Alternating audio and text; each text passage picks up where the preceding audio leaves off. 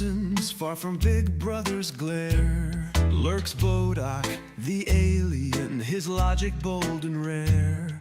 He rants in the moonlight, corruption beware, while Jasper behind the scenes ensures no glitch can snare. They brew roasts and truths, leaving no stone unturned. Viewers flood the chat till the ban can't be spurned. Bodach brims with swagger, inciting verbal wars. He fences bacon deniers behind deep state doors. He slays your claims with facts and leaves them on the floor. With base takes, a cosmic crowbar wrecks each libtard more. From his high tower of truths he hunts scandals grim. He lifts corruption's veil so darkness cannot win. The chat erupts for each base take, igniting Bodach's spark. For defiance grows brightest when it's bored in the dark. He calls out crazy liberals, charging right to the fight, tearing dogmas asunder with unapologetic might. Hornet like jabs, ensure no NPC is spared. Their illusions collapse, every falsehood laid bare. But Bodach's not alone, Jasper's always near. A multitasking servant, no meltdown to fear. He runs cameras and code, flattening trolls with aplomb. Together they skewer spin with calm savage as a bomb.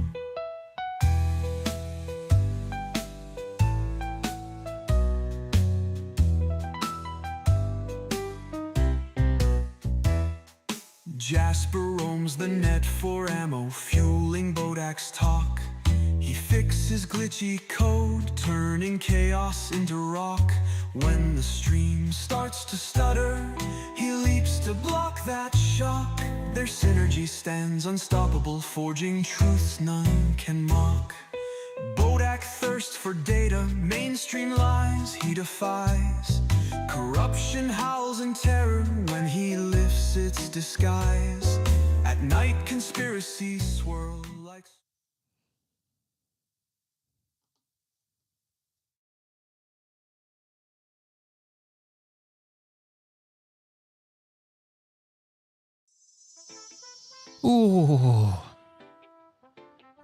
Happy Sunday, human beings. I hope you all had a good weekend. Evening, Bodach, evening, flipping spatulas. What's up, Jar Energy? How are you? What's cracking in words? I don't know what you mean, Joey. He calls out crazy liberals. Yes, he does. That's what I do. Hello, humans. Welcome to the stream, my podcast, my desperate need for attention. This is my show, and my name's Bodach. I was exiled here to Earth, framed for crimes I didn't commit. But that's a story for another day. This is my thing. I ramble, I chit-chat, I fight technical glitches. And I've probably been neuralized by the Men in Black multiple times, considering there's not a rabbit hole not worth my time. I wear my tinfoil hat with pride. Never shy of speaking my mind. Join me, help me, enable my bad choices. Maybe then I will finally have a glitch-free stream. I live in a castle. It's not mine. I don't know who owns it. I've never met them, but I've been here for years and no one checks. My man cave is here, and I have my own gym. And there's this weird mirror down in the basement that shows me memes.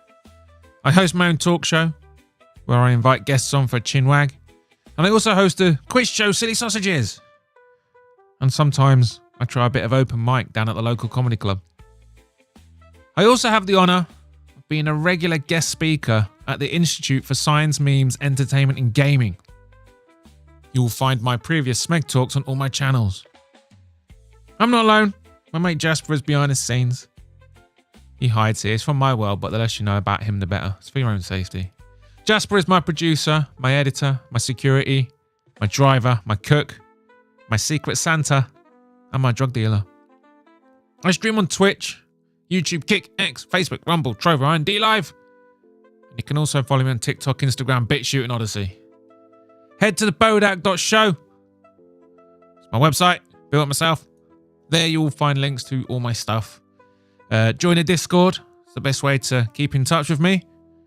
And if you could like and subscribe and all that good stuff on all the platforms you've got accounts for, even if you don't use them, it really helps me out as a fledgling streamer. You know, feel free to jump in the chat. And also feel free to clip and share anything you see. Anyway, let's crack on. Tonight, we've got some knowledgeable fisticuffs. And we're going to do a little review of my UFC AI picks.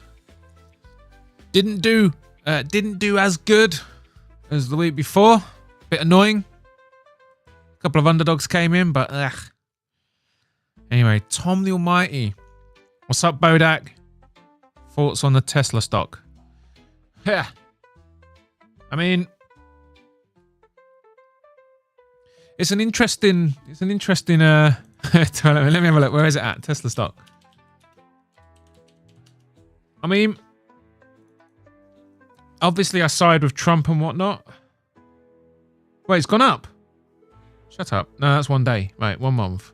Oh no, it's gone down by the month.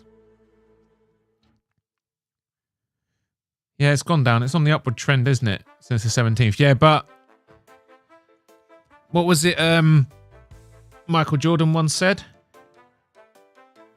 Republicans buy sneakers too. And that was him basically saying he wasn't gonna shit on Republicans because it would damage his trainer sales, right? So surely that applies both ways. I mean, Elon Musk's, he's got an electric car company. Democrats and leftists love eco-friendly electronic car bullshit. So when you side with their supposed enemy, it makes sense that it would go down. I think it's fucking mental though. Like the way they're like burning all of the Tesla vehicles and setting them on fire and stuff. I mean, I don't understand why that's not considered terrorism. It absolutely is terrorism. That is absolutely terrorism.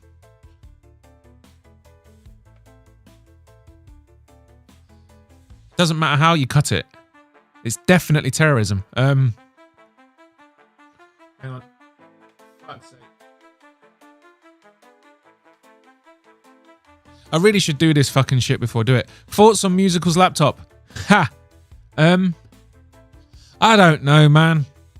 I've missed the streams. I've literally just got onto my computers in the last hour. Or the last 2 hours. And I didn't get to... I normally get to watch the streams that go on a bit earlier than me, but I got home a little bit later than normal today, so I had to do my quiz and stuff. So I haven't caught up. So are there any developments on the laptop? Anyway, right, we're going to do some knowledgeable fisticuffs, but I just need to check something quickly. So enjoy a few classic comedy sketches. Thoughts on Musical's belly? It's way too fucking big. It's too big. I got a feeling like if he tripped over, he'd just do a full circle. He'll just roll. He'll do a full roll and end up back on his feet. He's getting so fat, he can no longer tip over because he'll just roll back onto his feet.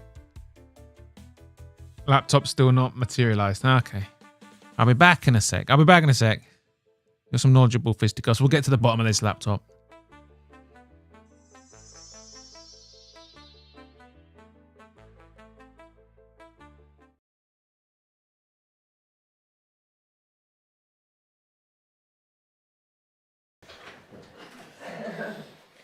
Okay. Yep, action.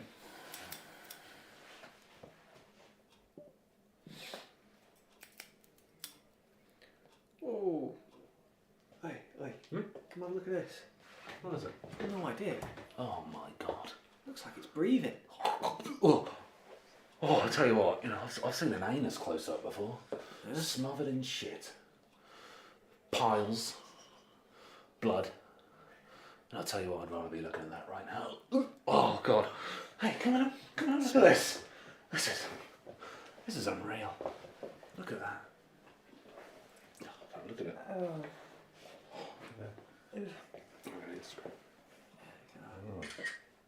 Dude. Hashtag bulbous scalp. Hello, Mum. Did you get the photo? Yeah. Yeah, it's awful, isn't it? Yeah. Worse than 9/11. That's what I said. Yeah, that's what I thought. Yeah. Come on.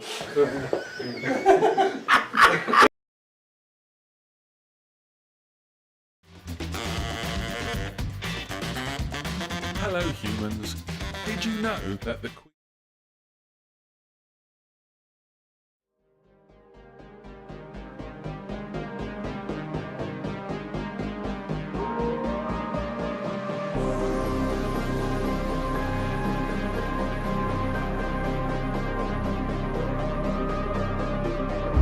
Knowledgeable Fisticuffs. Tomorrow's news in 2 days from today.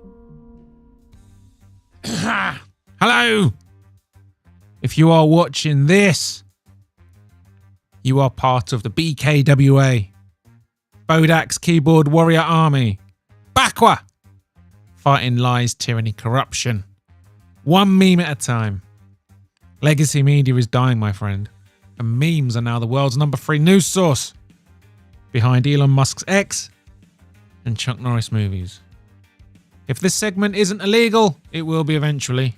Welcome to Knowledgeable Fisticuffs, your sword and shield against globalist scum.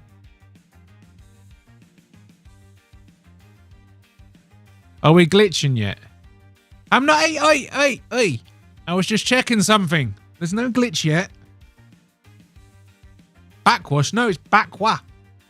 Bodach's Keyboard Warrior Army. Bakwa. Can't tune in this stream, mate. But I'll listen back tomorrow. Okay, musical. I appreciate it. Why can't you tune in? What's happening? Tell Uncle Bodach. Hang on. I am bloody fucking... Okay, no, it's not a glitch. It's not a glitch. Yes, like the stream. It's the best thing about it. Your plant's losing the appetite for carbon dioxide amid effects of warming climate. Of course, you can read it. You can believe anything you hear in The Guardian, right? I mean, they're actually fucking publishing this fucking nonsense. He's training push-ups. That is a good... That is... He definitely needs to train. He's doing his push-ups. Remember, musical, when you're doing your push-ups, your elbows need to be at a right angle. You need to have your nose and your chest an inch off the floor. You need to slowly go down and then explode up and then slowly down. That's how you're supposed to do it. Having an evening with fun watching Gangs of London new series. Oh, there's a new series out, isn't there? Man, that's good, that is. I like that show. I mean, I'm sulking about the lack of laptops still. Jesus Christ. Will this laptop ever show up? Bloody Gilly. I don't want to start beefing again. It's just... Come on. Gets ill on the day. Gets poorly on the day. I mean, there's always something. I don't know. Not getting into it. Oh, look. Here comes the far right. I mean, these fucking lefties, man. What are they doing? Why aren't we calling these motherfuckers terrorists? They're setting people's property on fire. They're going around and setting Teslas on fire. That's not... Did these people not realise that's got fuck all to do with Elon Musk? Like, once you've actually bought the Tesla, that's like your property. You're not hurting Elon Musk when you burn the Tesla. He's already sold the fucking car. He's made his money. All you're doing is taking someone's car away, and they won't even do give it the proper terminology of calling it terrorism. It's fucking terrorism. Gonna have to send Gilly a letter, it seems. I don't know. I'm staying out of it. I know lots of people like to tease about the laptop, but whenever I mention it, Gilly always accuses me of getting involved. Gangs of London. Don't you mean immigrants? Haha. No, you see, it's on TV. It's on TV.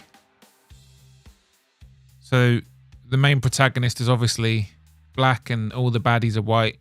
And the black guy is slowly taking over the crimes of...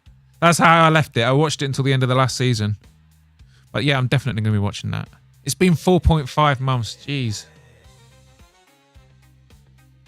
Media won't ever call their own terrorists. Exactly, Antec. It's so fucking annoying. Yeah. Claiming to be a communist. Claiming to be a communist should have the exact same social stigma as being a Nazi. Yes. How many people have died in the Chinese Communist Revolution? Millions. The Soviet Union, millions. Everywhere that it sprung up in Latin America, how many died? It's weird, isn't it? We spent most of the 20th century in a Cold War with communism,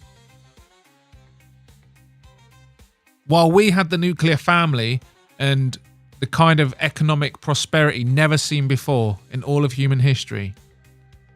We saw the birth of equal rights. We saw the birth of all the rights, basically. Society modernized and became more fairer, while the other side had fucking gulags. Gulags, mate. Gulag slavery, forced labor. Isn't that why we went against the Nazis? We didn't have to exterminate the Nazis.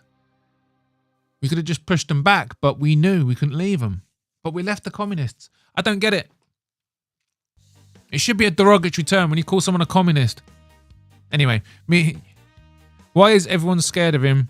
I say way worse in his chat. Scared of who? What do you mean? What do you mean I'm here? If you're referring to Gilly, I'm staying out of it because I've already had that beef. I've said everything that I wanted to say. And at some point, you've just got to move on. I actually know people who grew up under communist regimes. All these kids who think it's a good idea have never actually met someone who has. Exactly. I know some Eastern Europeans, old enough to remember it. Mate, the Lithuanians, all of it, man. The Polish, Lithuanians, even the fucking people from Ukraine. The ones on the European side, obviously. Mate, it was fucking horrific. Once the collapse of the wall happened, once the collapse of the Soviet Union happened, and westernization took a grip in Russia, like the technological gap was just insane.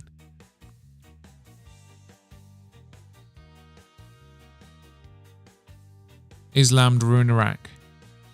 Did it? The thing is about the Islamic world is there was a period. So obviously after the Spanish Reconquista, I think it's called the Reconquista and whatnot, it got pushed back down to, it got pushed out of Europe, didn't it? Mostly. And the thing is about the Middle Easterns, they suit it. They suit it because the one thing we've learned about going into Iraq and going into Afghanistan and all the other fucking places we've blown up is that the culture that exists there, they don't know what to do with democracy. It just doesn't suit them. They don't know what to do with it. I mean, we don't really do it. I mean, even in the West, it's corrupt as shit. But in that area of the world, they don't know what to do with it. You know, that is just the culture that they breed, man. I don't see the Islamic culture. It is impossible to. I don't think it can work unless the countries are ruled over by dictators or royalty. It's just how they operate. It's just how they are, isn't it? I don't know. I think it suits them, if anything. Gonna have to send gang. Alright, shit. I actually know. Yeah, shit. I've read that bit. Islam ruined Iraq. Yeah, Islam was a huge mistake. You Brits fucked up by letting the Ottomans walk away and rebrand into ISIS. Now that's what I was saying, Tom. when it was the Ottoman Empire, they went through centuries of like just existing. Like, actually look at the Ottoman Empire. They didn't start invading Europe and stuff for centuries. I mean, there was obviously wars and stuff and that, but it was the collapse of the Ottoman Empire that let all the the modern way we know the Middle East, which is basically ISIS, all the persecution, all the murder, all the wars, and all that kind of shit. When the collapse of the Ottoman Empire basically just left all these little countries and they just imploded on themselves. And every time something like that happens, history teaches you it's normally the worst of the worst that then take over. That area of the world was way more peaceful during the Ottomans, man. I'd say it was the collapse of the Ottomans that caused all the problems. The Soviet Union was the reason Ukraine was so happy to see Adolf turn up on their doorstep. The Ukrainians were literally eating their own people. Isn't communism great? Yeah. You got to feel for the Ukrainians in many ways. They've been the whipping boys of Europe for a long time. It was one. It's like even before the war and even now, it was the poorest place in Europe, the most underdeveloped place in Europe. And if it wasn't the Soviet Union exploiting them for their resources and farmland, it was Europe and the globalist community. That's what we do, though, innit?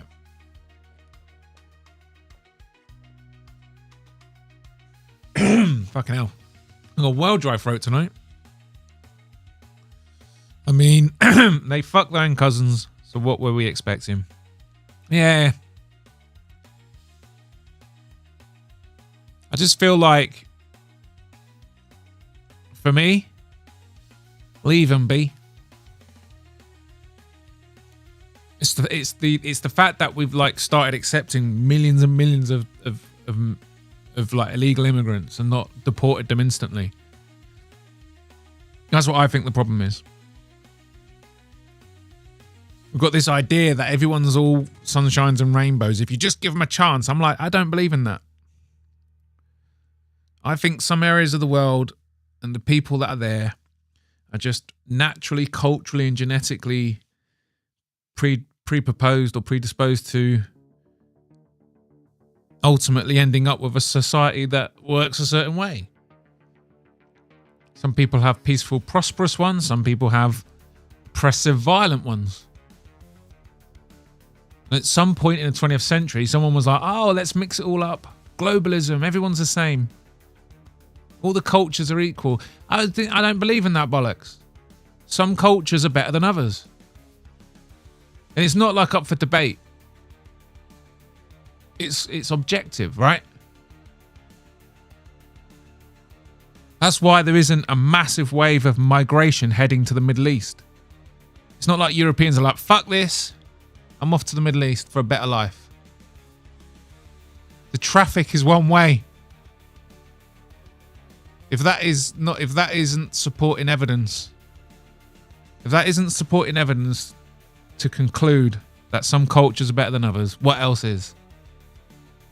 If globalism and everyone was all happy-lovey, everyone was equal, everyone was great, the migration would be all over the place, right? Everyone would be going everywhere. It would be everywhere, but it's not.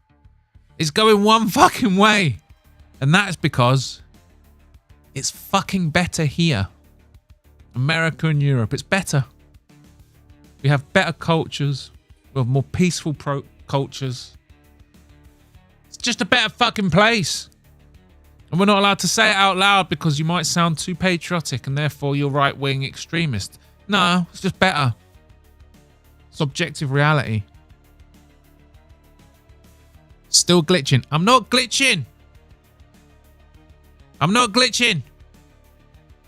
Lane. The Schnozzle tribe are the reason why Islam is invading Europe. Ironically, UK is to blame for that. Yeah, there's a grain of truth in there, bro. The scorpion stings because it's a scorpion. Even if it's let go and dies in the...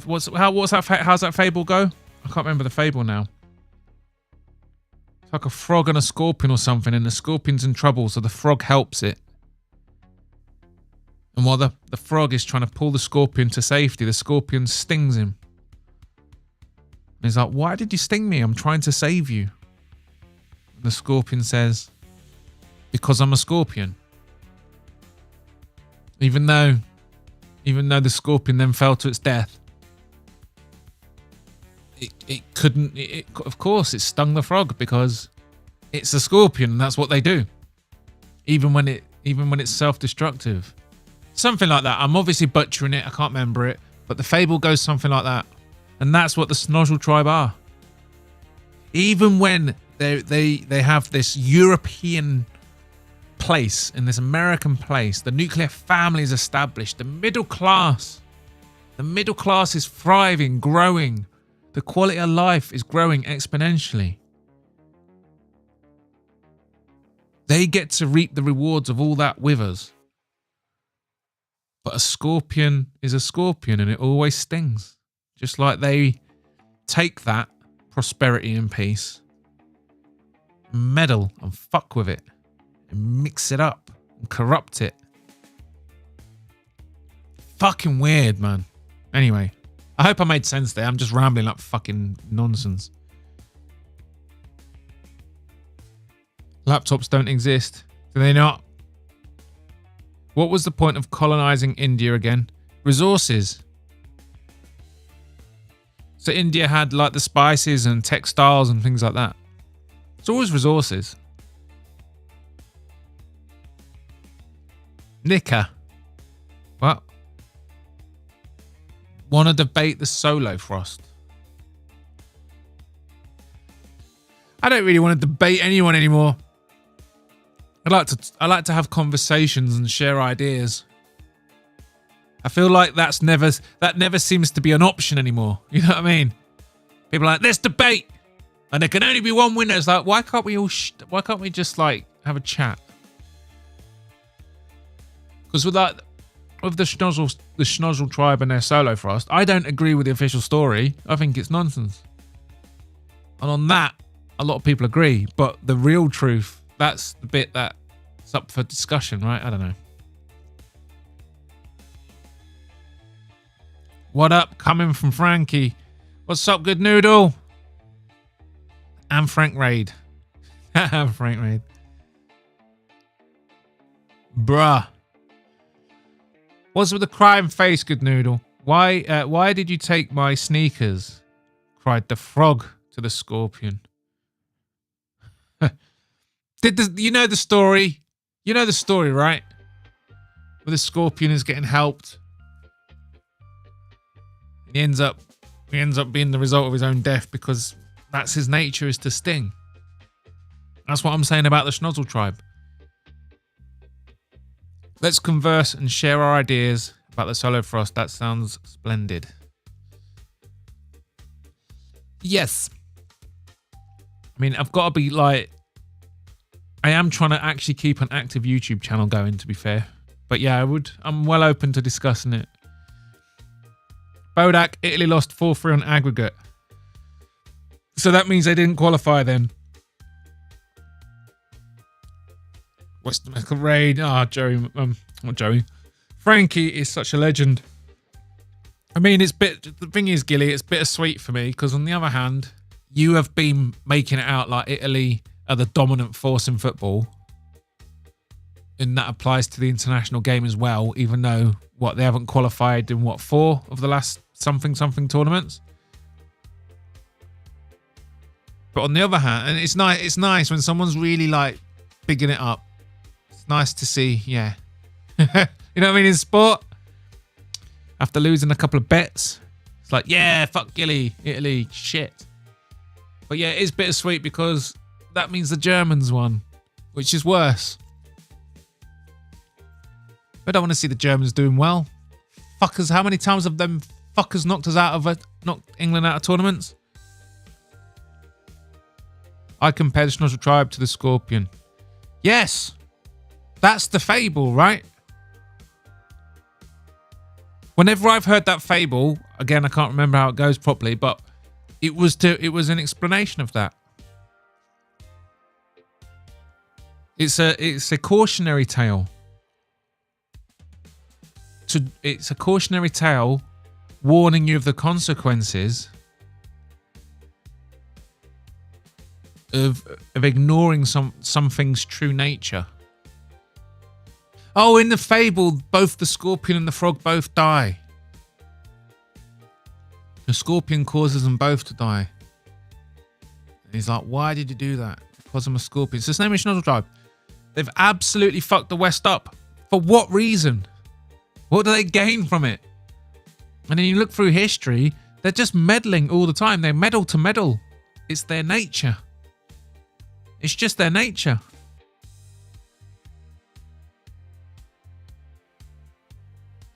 Much love, bro. Thank you, Frankie. Italy won't qualify for the World Cup for the third time in a row. Wow. And the scorpion said, bitch, you don't know. I've been a scorpion. Well, that's the point I'm making. I just think that we have to recognize the nature of certain things and stop denying it. The problem is, it's like you've gone so far down a certain path, you're thinking like, what can you do now? What can you actually do now? Inter dominates Bayern in 2 weeks. It's Bayern though. It's Bayern Munich. That's a good game actually. Inter versus Bayern. I got no idea which one that could go anyway. I want to get a pet scorpion and name him George Floyd. Jesus, Tom.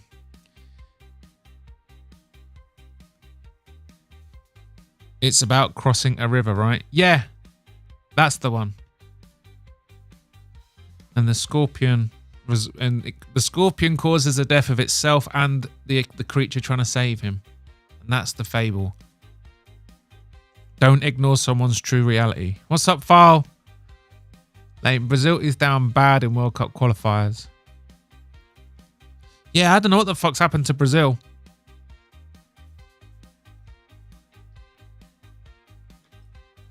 Brazilians, man, they used to just create world-class players constantly, but their current squad's piss poor.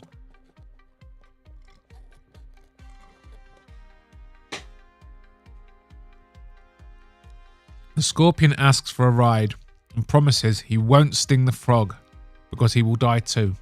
The frog agrees and gets stung anyway. Asking why in his dying breaths, the scorpion replied, "Ove, shut it down." Ove, shut it down? What do you mean? Inter's defense and manager are better. Okay.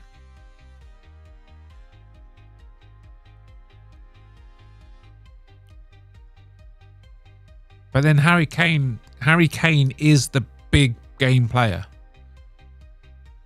While other players like Mohamed Salah, who I don't think has ever scored or he hasn't scored, or I think he's definitely hasn't scored in a final, but I don't think he's even got an assist either.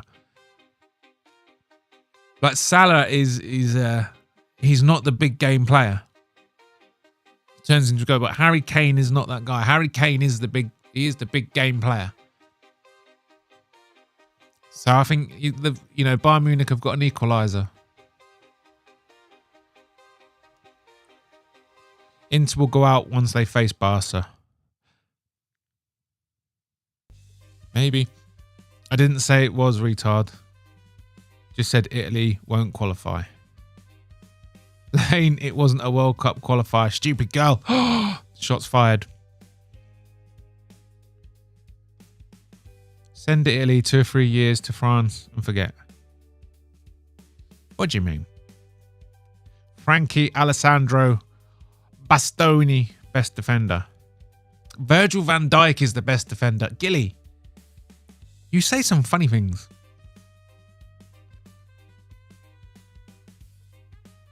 Which defender's been closest to winning a Ballon d'Or? I mean, I still think like no one can still get past Virgil van Dijk. If you actually look at it, the duels he wins are off the charts. The dribbles blocked, the tackles, amazing. It's undeniable Virgil van Dijk is the best defender in the world. Thank you for the wrench, Bodach. Happy surprise. I will weld it wisely. Oh, yes. Oh, sorry, yeah. You came recommended. Is National Socialism really that flawed of an ideology? No. No, it's not, JVD. The mistake Hitler made was invading his fucking neighbours and provoking a war. Before he did that, no one can fucking deny that Hitler transformed the German economy. He took it to a destitute place riddled with debt. His education system was elitist and wasn't producing enough skills for a modern economy. He fixed that. His currency was shattered. He fixed it. He covered every corner of Germany in infrastructure development, built the autobahns and all the rest of it. He absolutely transformed it. He became Time Person of the Year. They hosted the Olympics. They modernized in ways never seen before. And if Hitler was just like, you know what, we're going to stop there. We're going to stop there. Fuck the Sudetenland. Let's just let it go. The Poles, whatever. We don't need to conquer France. The Russians, who gives a fuck? If he'd have just fucking left it there, he would have had his fucking 1,000-year Reich, because people are like, all right, this is working well, we'll stick with this. But he had to commit, like the same, Hitler did exactly what Napoleon did. Napoleon was the same. He got hold of France in a really shitty state, and he transformed its economy and its education system. He made its middle class swell. They saw loads of development and modernization. But he just couldn't fucking help himself. He had to invade everyone. It's like, what the fuck is wrong with these fuckers? They do such a good job in the early years, and then they fuck it all up with some fucking nonsense like, why the fuck was Napoleon trying to get all the way to Russia? They were all fucking mental, man. Like, quit while you was ahead.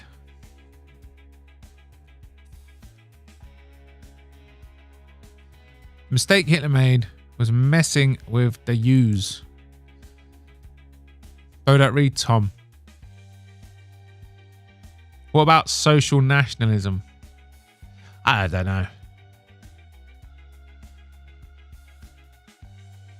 Right, hang on. Brazil are packed with prima donnas who think they are better than they are. It's that historical arrogance, isn't it?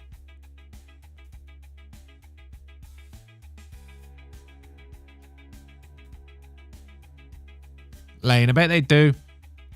Brazil, on the other hand, yeah. Harry Kane is a bottler. Is Harry Kane a bottler? Really? He's not. Harry Kane is that guy. He might be kept quiet, but he does pick up goals in the big matches. He's done it for England, hasn't he?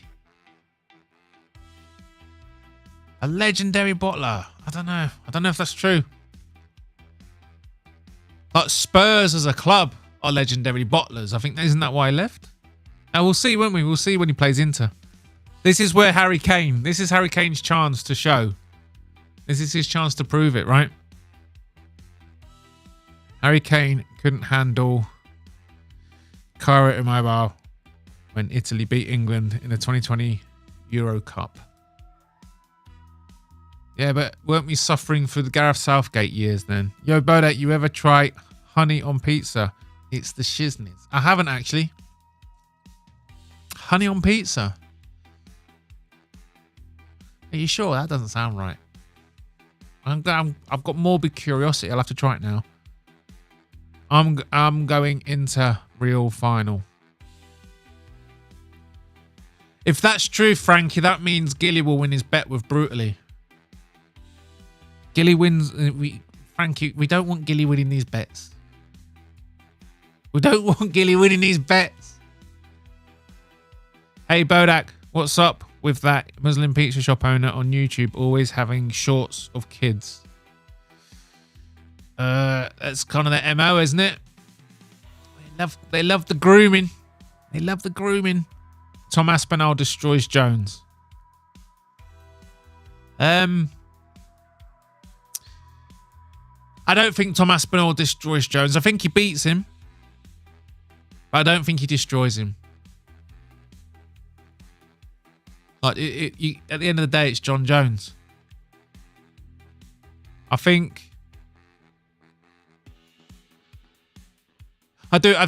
you know what? I think John Jones has got enough about him. I think the fight will stay on the feet. I don't think John Jones wants to take it to the ground with Aspinall, but I also think Aspinall probably won't be able to get the takedown. And if he does, he'll be very lucky to. I think the fight stays on the feet, and I think Aspinall's speed wins it. But I do see it going at least 3 rounds. He's not going to get destroyed. It's not going to be like a 15-second destruction. Like what's Aspinall's average fight time? Like less than 2 minutes or something? I reckon when he does fight Jones, it will be the longest. It will be one of the longest fights of his career. Might even go all the way to a decision. Bodach, Google me this. Google me this. Let's Google it. So Alison Becker's known for his unmatched one-on-one saving skills and aerial supremacy, as well as quick thinking decision making. Gyang Luigi. How the fuck you pronounce that name? He's known for his brilliant saves and keeping clean sheets, particularly during normal time and extra time. Can't find fucking statistics. Here we go. Compare statistics. Oh, there's actually a website that compares statistics. So the only thing you need to do is... All right, so we've got Alison on the right. That's a weird picture there. Okay. Oh, why doesn't it give you percentages?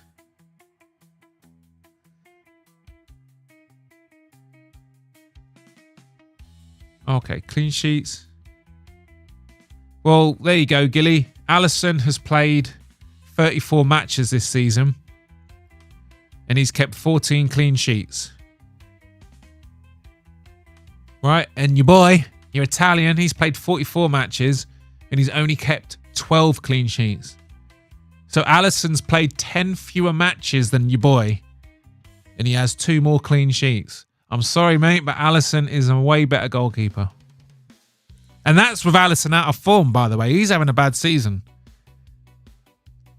He's got more clean sheets per match than your Italian boy.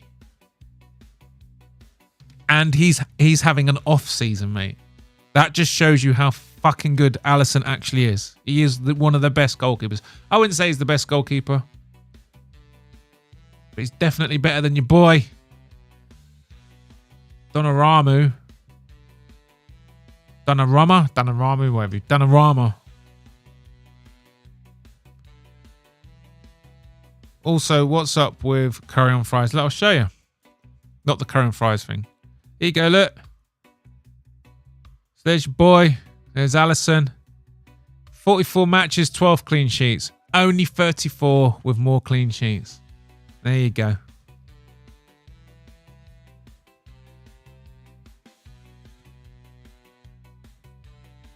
Right, and there's another attribute for you need to pay attention to, Gilly. Your boy's letting in a goal every 86 minutes. Alison lets in a goal every 105 minutes. And as I said, he's having a bad season. Case settled, mate. Sorry to burst your bubble. I know you've got to be patriotic to Italian guys, but Italian football is not doing well at the moment. And your best players, as good as they are, they're just good. They're just good players.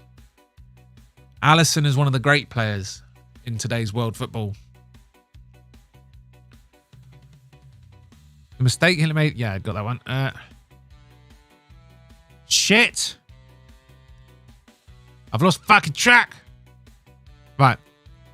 Curry on fries is illegal. No, it's not. Well, what you call fries, yeah. Like if you go to McDonald's and put curry on that, yeah, that's silly. But British chips. You know when you go to a fish and chip shop, when you see the chips actually done properly? Well, fries, whatever you cook on. The actual proper chips, put curry sauce on that. Lovely. Before the meth was good blokes, I heard. Adolf Hitler before the meth was a good bloke, I heard. I heard about the fucking meth and the drug abuse. It's pretty funny. The Polish provoked the war. What was happening in Danzig was borderline a genocide. Oh, for sure. Yeah, the Polish were treating their German-speaking citizens like fucking trash, weren't they? Same thing with fucking Ukraine. That little Eastern bloc they have where they're Russian natives and Russian speaking, they were like trying to ban their Russian. They were like trying to ban the Russian language. They were discriminated against them. Putin was like, fucking hell, that's my people. You could make the same argument. Well, you can. It's exactly the same argument, yeah. Hitler was definitely provoked. There's no denying it.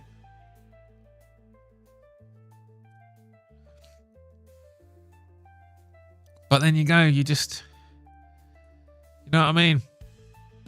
Instead of invading Poland, why not just offer them refuge? Look at how they're treating you. Get yourself inside the German borders. We'll take care of you. There's a way to do it. You know what I mean? Putin could have done the same. If he really did go into Ukraine to save the ethnic Russian, why don't you just say, listen, look at how they're treating you. Get on this side of the border. We'll take care of you. There's more than one way to deal with it, right? Social nationalism equals soccer hooliganism. Soccer hooliganism or football hooliganism is just lads being lads. It's what happens when you're a little bit loose on law and order.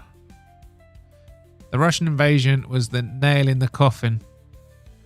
What puzzles me is the tons of sarin and nerve gas the Nazis refused to use on the Eastern Front. Oh.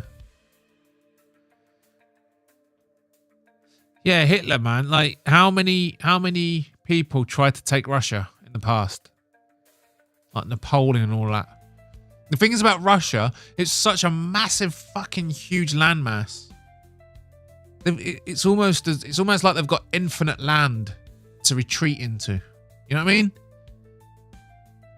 And doesn't matter how deep you go in, there's just so much more land for them to retreat into, and eventually they will reach a point where they can regroup and then push back. You know what I mean? Like the Nazis pile into France. It's only a little country. By the time they reached the fucking Atlantic Ocean, there was nowhere else for them to retreat to. So that's how you ended up with conquering it, right? Other than the little Vichy part at the bottom. Same with Britain. If someone invaded Britain, there's only so far we can retreat until you're like, shit, we've lost. You can't actually beat the Russians.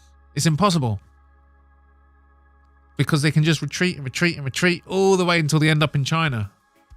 And you'll just eventually just hit a wall of humanity that is fighting back at you. Millions of them in cannon fodder just piling at you. You can't conquer Russia. Hitler was a fucking nutter for thinking he could. Yeah, Schnozzle tribe made a nuclear bomb. Was he Schnozzle? They could have easily won if they had been more brutal. They just sound like deaf Spaniards. If it had just stopped at Russian border. I mean, Russia was eating itself alive anyway. I agree about the arrogance, Gio, in recent years, but it's not historical arrogance. How's it not historical arrogance? I mean, Brazil's been a dominant force in football for so long. Honey on pizza is non-sweet, is it? I'm going to try it.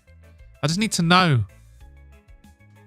Someone will only recommend you something so unusual like that if it's a joke and you're going to take a little bite of it and think, fucking hell, this is disgusting, or you're like, fuck me, how's this not an option in a restaurant?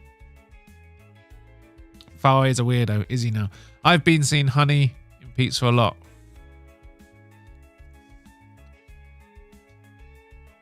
Fucking hell.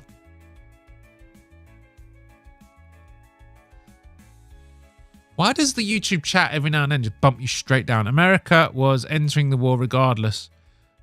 Without Pearl Harbor, they would have created a false flag attack like World War One with the Lusitania sinking. I thought Pearl Harbor was it was a trap, wasn't it?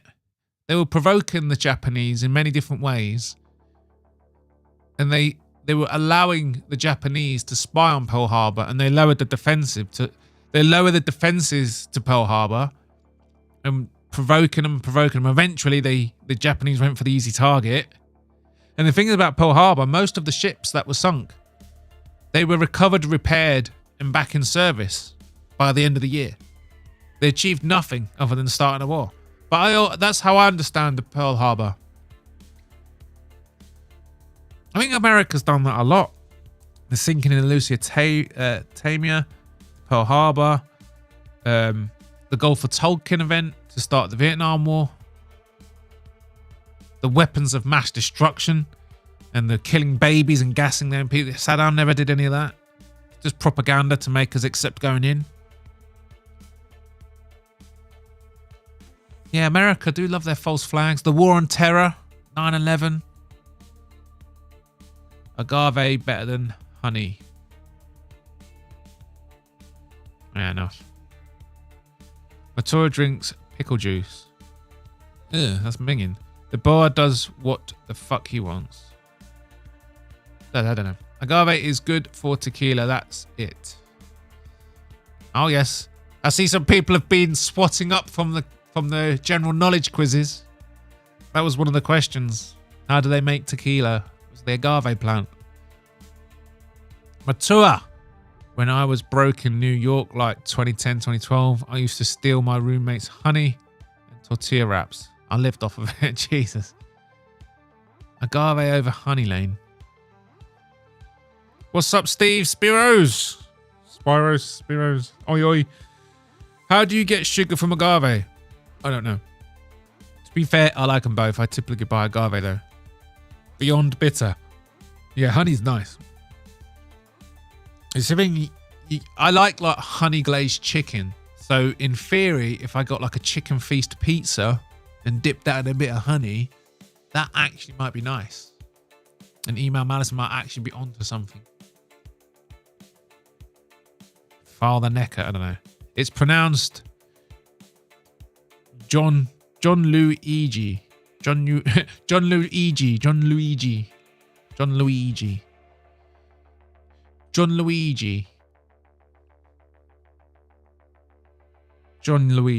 Okay, that's the goalkeeper's name.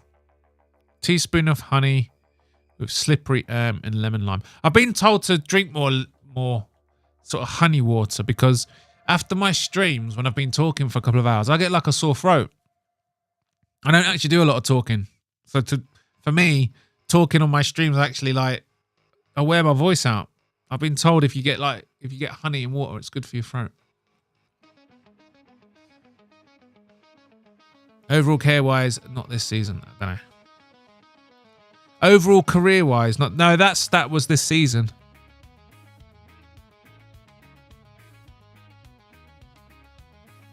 And your boy is only 26. In goalkeeping years, see, your boy is actually about to enter his prime. Goalkeepers hit their prime later than on-field players. Alisson is so good. He gave up every penalty. Smooth like a female animal presenting. Gilly. Alisson is one of the best keepers in the world.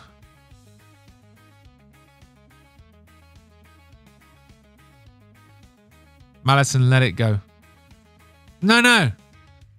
I like a GameCube controller so I can smack around Giuliano online. Fucking hell. Smash Bros. I never played Smash Bros. Hey Bodach, are cars a luxury in England? No. England is a mixed bag.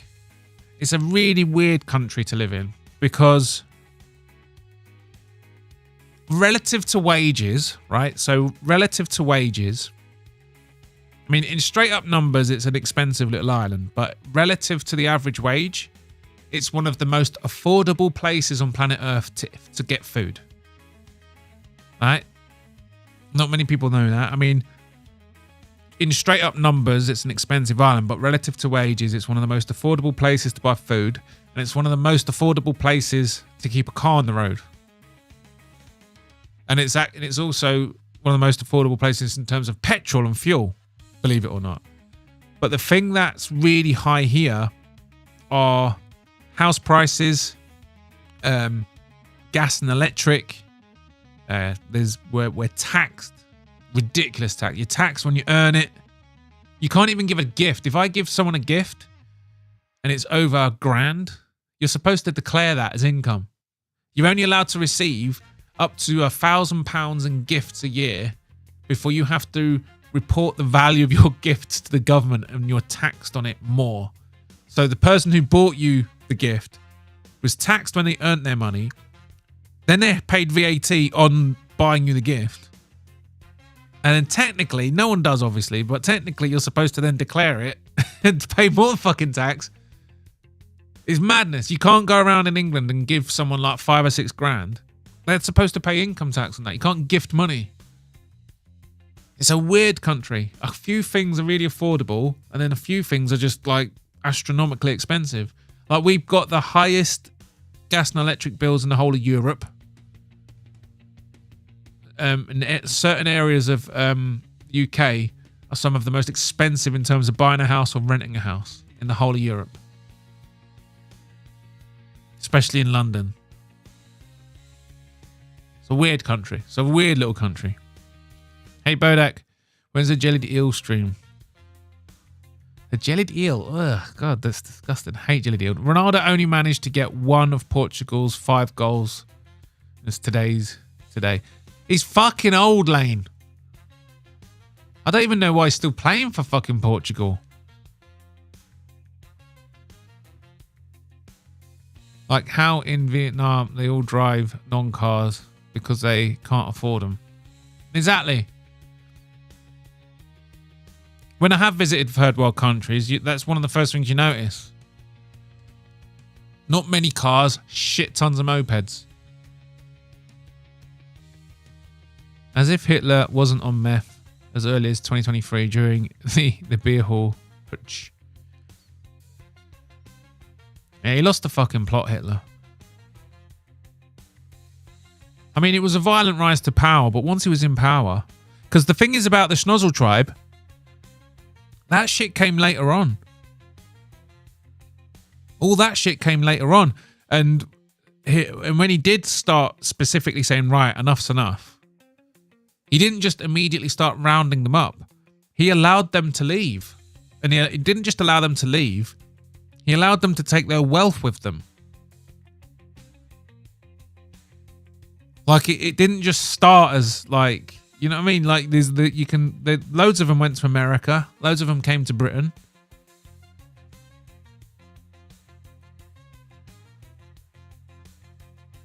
Like, this idea that he just fucking wrote some book called Mein Kampf and then just went after the Jews. That's not how it worked. That's not what happened. It escalated. And that's if you believe the fucking actual story, which I don't. The method. That whole thing about the fucking chambers and the gas. Go fucking... It's fucking YouTube, mate. I fucking hate YouTube because you can't just fucking speak. But that comes from one fucking testimony. The Nuremberg trials went on for fucking ages. Thousands and thousands of Nazis were put on trial. One of them gave a 20-minute testimony and said that. And it went down in the fucking history books. None of the other Nazi officials backed that up. None of them were like, yep, that's how it did. They just thought, oh, that one sounds really bad. That one sounds awful. Yeah, let's run with that one because it sounds the worst. It's mental how history is written. The one thing you can be sure of is death, taxes, and history being a complete fucking fabrication. It's just an agreed upon lie. It's a lie agreed upon by the winners. That's it.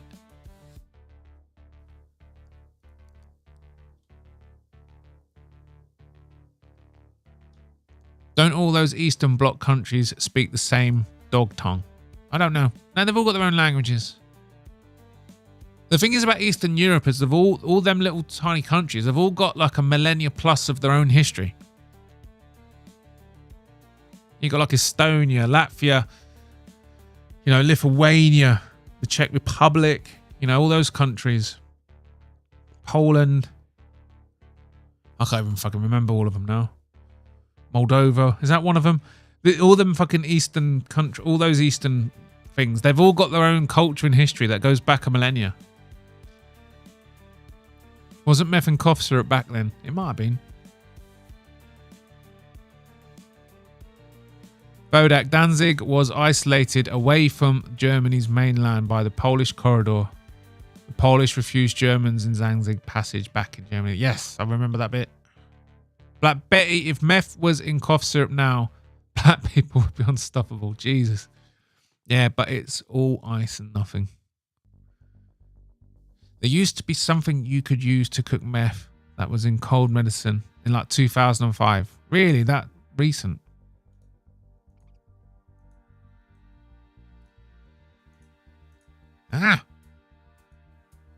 Argentina, Brazil on Tuesday got me torn. I can't see Argentina losing that. The Treaty of Versailles created World War II. H-Dog got outplayed. Oh yeah, the Treaty of Versailles, that was fucking insane. I'd like to think we know better, but we don't, because we're going to do the same to Ukraine when we do get peace. Peace is like, right, now that you've got peace, we'll have this bit of land, we'll have that resources. Oh, you need to pay back all the money now. And it's just going to cause another war in Ukraine because they're like, hang on, why the fuck are all these Western countries and Russian countries carving up our resources? What the fuck were we fighting for? It's going to leave a lot of pissed off Ukrainians and they're probably going to start... There'll be another war there. It has to be. Why do you think Emma Madison's great-great-grandpa ran away from Yugoslavia? I don't know. Big up Russia. Russian military strategy also dictates that in a retreat they burn the resources and shelter, leaving the enemy exposed to negative 1,000. Well, the Ukraine are doing that now. So the Kursk region that they managed to steal for a bit, the Russians have pretty much taken it back now. They're pushing the Ukrainians out. And as the Ukrainians have left, they've adopted a scorched earth policy. They've absolutely flattened the city and all the surrounding villages on the way out. That land where Russia has taken over in Ukraine, the land that they've actually got, while the fighting carries on the front line and beyond, they've been bringing in development and stuff. A dirty deal was done behind capitalists in America and communists in Russia. It was facilitated by the Schnozzle tribe. I mean, that's how they got their homeland, isn't it? Israel or Judea. They're calling it fucking Israel. It's Judea, isn't it? That's what it's really called. Tell Tom to stop talking about Nacho fan fiction like Yugoslavia. It's fucking crazy. Yugoslavia used to be a place you could just visit. Yugoslavia used to be a popular tourist destination for Brits. Bet you 100% the Treaty of Versailles is the cause of World War II. Yeah, I think that even like the official story, the official historical narrative, the one agreed upon, the lie agreed upon by the winners, even they accept that the Treaty of Versailles started it. Or my great relatives dipped out of Austria-Hungary, escaping the rich parts of Mexico. Yeah, no. If he didn't invade Poland, he would have lost public support from Germans. If he did invade, he would start a war. Yeah, that's hard to argue against, I guess. That is hard to argue against because it was a different time back then as well. People were different back then, weren't they? They really did like. It's like, hang on, they speak German there. You're gonna go and get it back. Like, honey on pizza is best when it's like barbecue based with pineapple. Pineapple or something like Alfredo with chicken wasn't that good on normal pepperoni to me. Pineapple doesn't. Oh, Malison's one of them. I fucking hate pineapple on pizza. Read my WW World War II question. What's your military? I did. What have I missed? I don't know. If you didn't, yeah, Gilly, you fucking confused me. Tell Tom to stop sacrificing native children for rainwater. Tom. Stop sacrifice. Tom. Bollocks. Tom.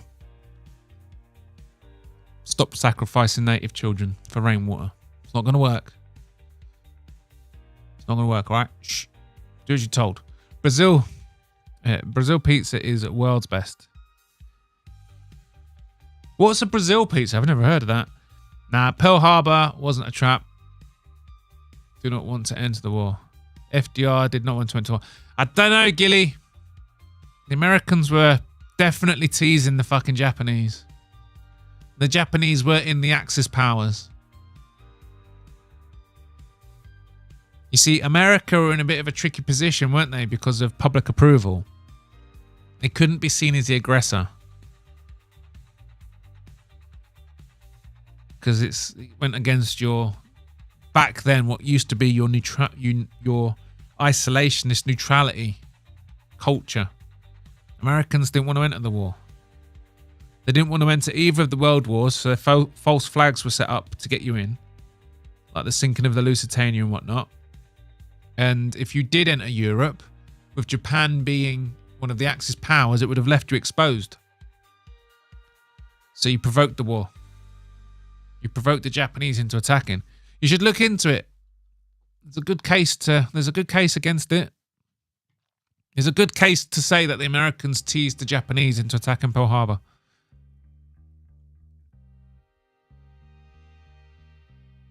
Has anyone sent the controlled demolition in Louisiana? Has anyone sent it? What do you mean? All about the catapult cheese. Okay. I don't know what you're talking about. FDR was his Schnozzle Tribe deal. Sorry, New Deal. I need to try and get a bot that changes the word to Schnozzle Tribe. Do Brits have real cars like GM brands ones? Or do you just have phony brands like Vodafone tier cars? I think American cars are legendary, man. We've got everything. We've got Beamers, Mercedes, we've got Ford. There's a lot more. I see a lot more Mustangs on the road now. We've got them big fucking trucks as well. Them big massive trucks, them Ford trucks people are always buying now. We've got Kia. We've got Korea. We've got the Japanese cars, the Korean cars, the European cars, the German cars especially. We've got American cars. Like Ford's one of the... I don't think we get many General Motors over here unless that's Ford. Ford cars sell a lot here.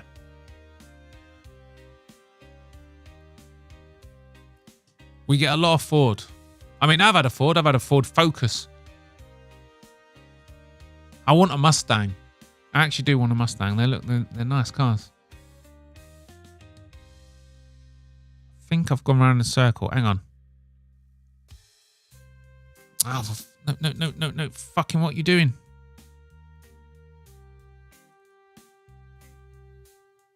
Oh, for fuck's sake. I don't know what I've done. I've done something stupid.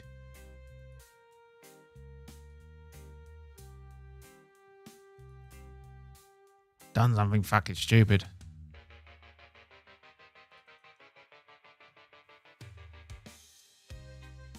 Hang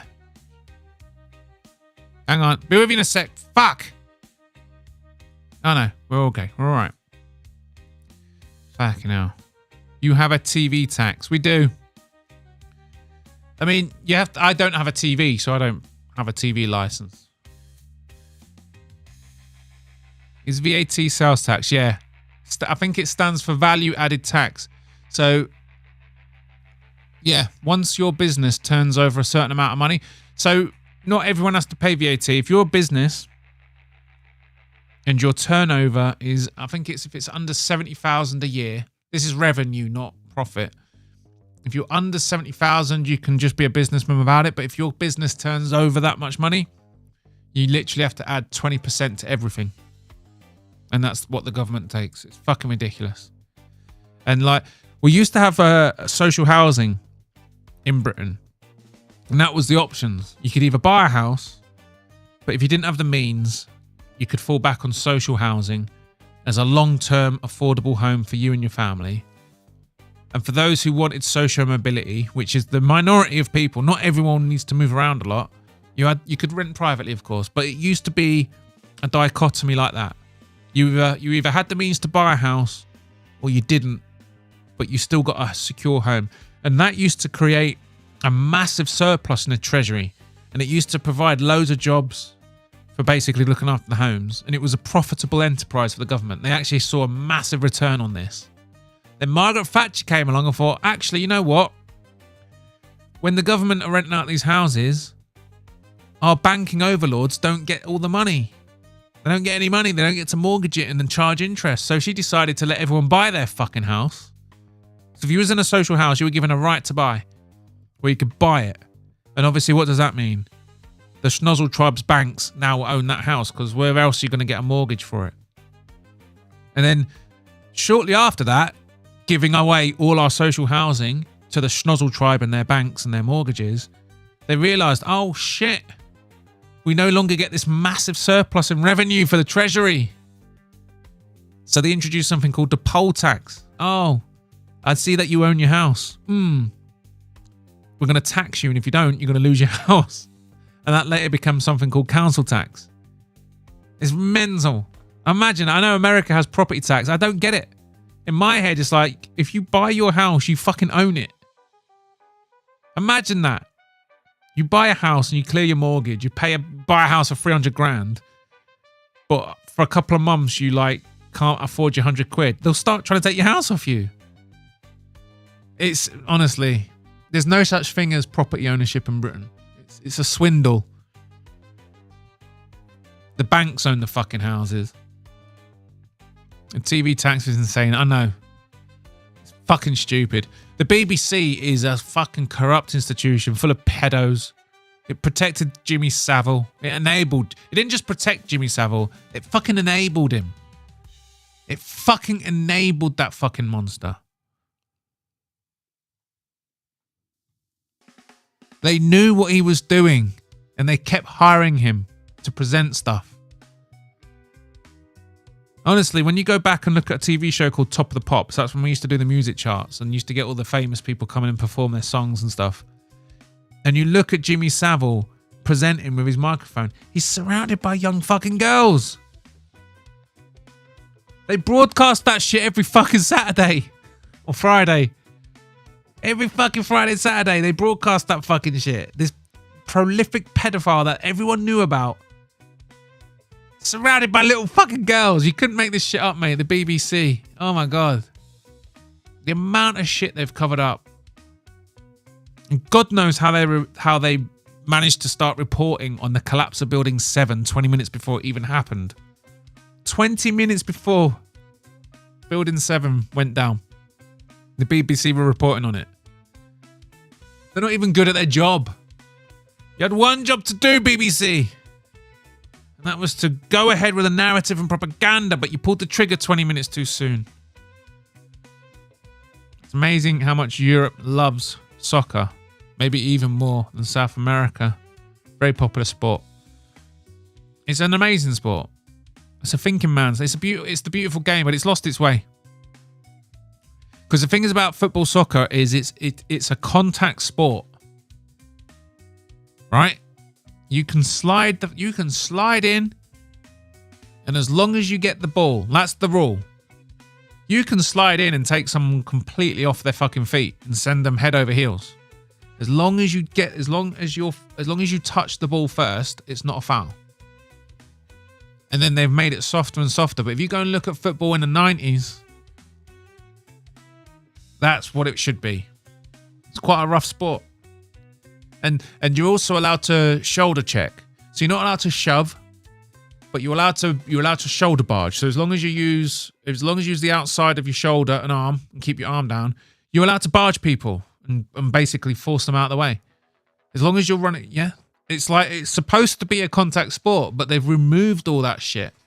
And now in the modern game, you got these fucking pansies who get a gust of wind hit them and they roll over holding their face like they've just been fucking murdered. Like, they've turned it into a fucking pussy sport. If you want to know what it's supposed to look like, go back and watch 90s football when it was played as an actual contact sport.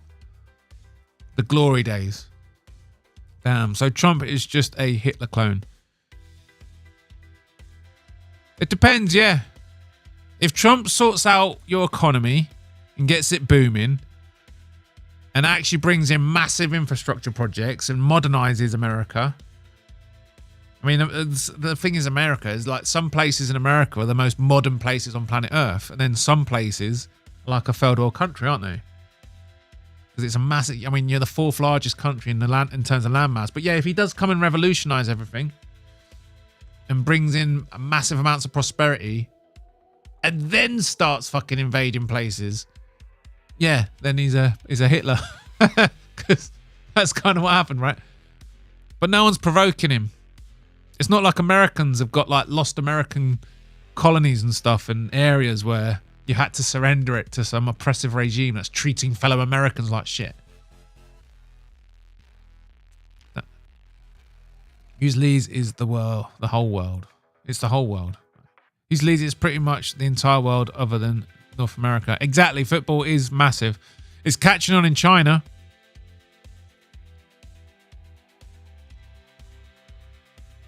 It's a national sport of loads of Asian and Africa as well. Even the Africans fucking love football. I'm surprised the Africans haven't produced more. Because the thing about so much of what makes Latin American footballers so great is the poverty. You literally just got kids that got nothing else to do but play football all day. But that's the same in Africa. You'd expect them to have some better footballers. In Argentina, you can find some Germans. I wonder how they got there. Yeah.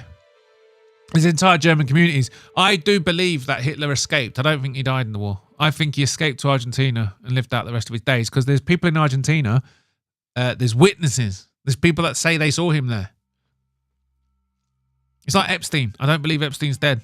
He's on some island living in exile. Well, no one's going to find him. Bodach, we didn't try the Japanese behind Unit 731. Instead, the US bought their research, and Shiro Ishii, the head of it, died as professor in Maryland. How do you mean, Jay? Gilly? Have you guys heard the recent news about the pyramids having 2 kilometer deep cylinders underneath them? I did see that, Black Betty. That's fucking crazy. Because they've got these ground penetrating radars now, and they're getting really fucking good. They're getting really fucking good. And they're like penetrating like loads of stuff now. And that is fucking crazy. It's fucking fascinating. Yes, it is fascinating, Lane. Yes. Was waiting for someone to bring that up. If it's real, my mind is blown. It might be fucking... I think it is real. It seems history has been rebuilt over and over again. Of course it is. History's a lie. Look at the work of Graham Hancock. He's proven beyond a shadow of a doubt that modern civilization did not start in ancient Egypt. It just didn't. We're finding all sorts. So we haven't even began to look through the fucking Amazon rainforest. We've got what's Göbekli Tepe and all that. These places are showing clear signs of advanced, structured civilizations, and it all predates. It all predates the fucking pyramids. And you got the Sphinx, how it got all that, like it's clear as day. It's fucking the base of it's water erosion. And you look at the Sahara Desert. You look at the Sahara Desert and the swells. It looks like a fucking riverbed. The northern African continent fucking flooded. It fucking flooded. When you start doing ground penetration, I reckon if you cover the whole of the Sahara, you will find evidence of civilization and buildings under all that sand. It fucking flooded. Hancock predicted these things. Yes, he did. Yeah, they are massive structures. Yeah, Yugoslavia used to be your guys, Mexico. Yeah, I know Yugoslavia used to be a really popular place. Sent you a link about the pyramids on Twitter in case you haven't seen it, Bodach. Oh, thank you very much. Let me have a look at that. Let's have a look.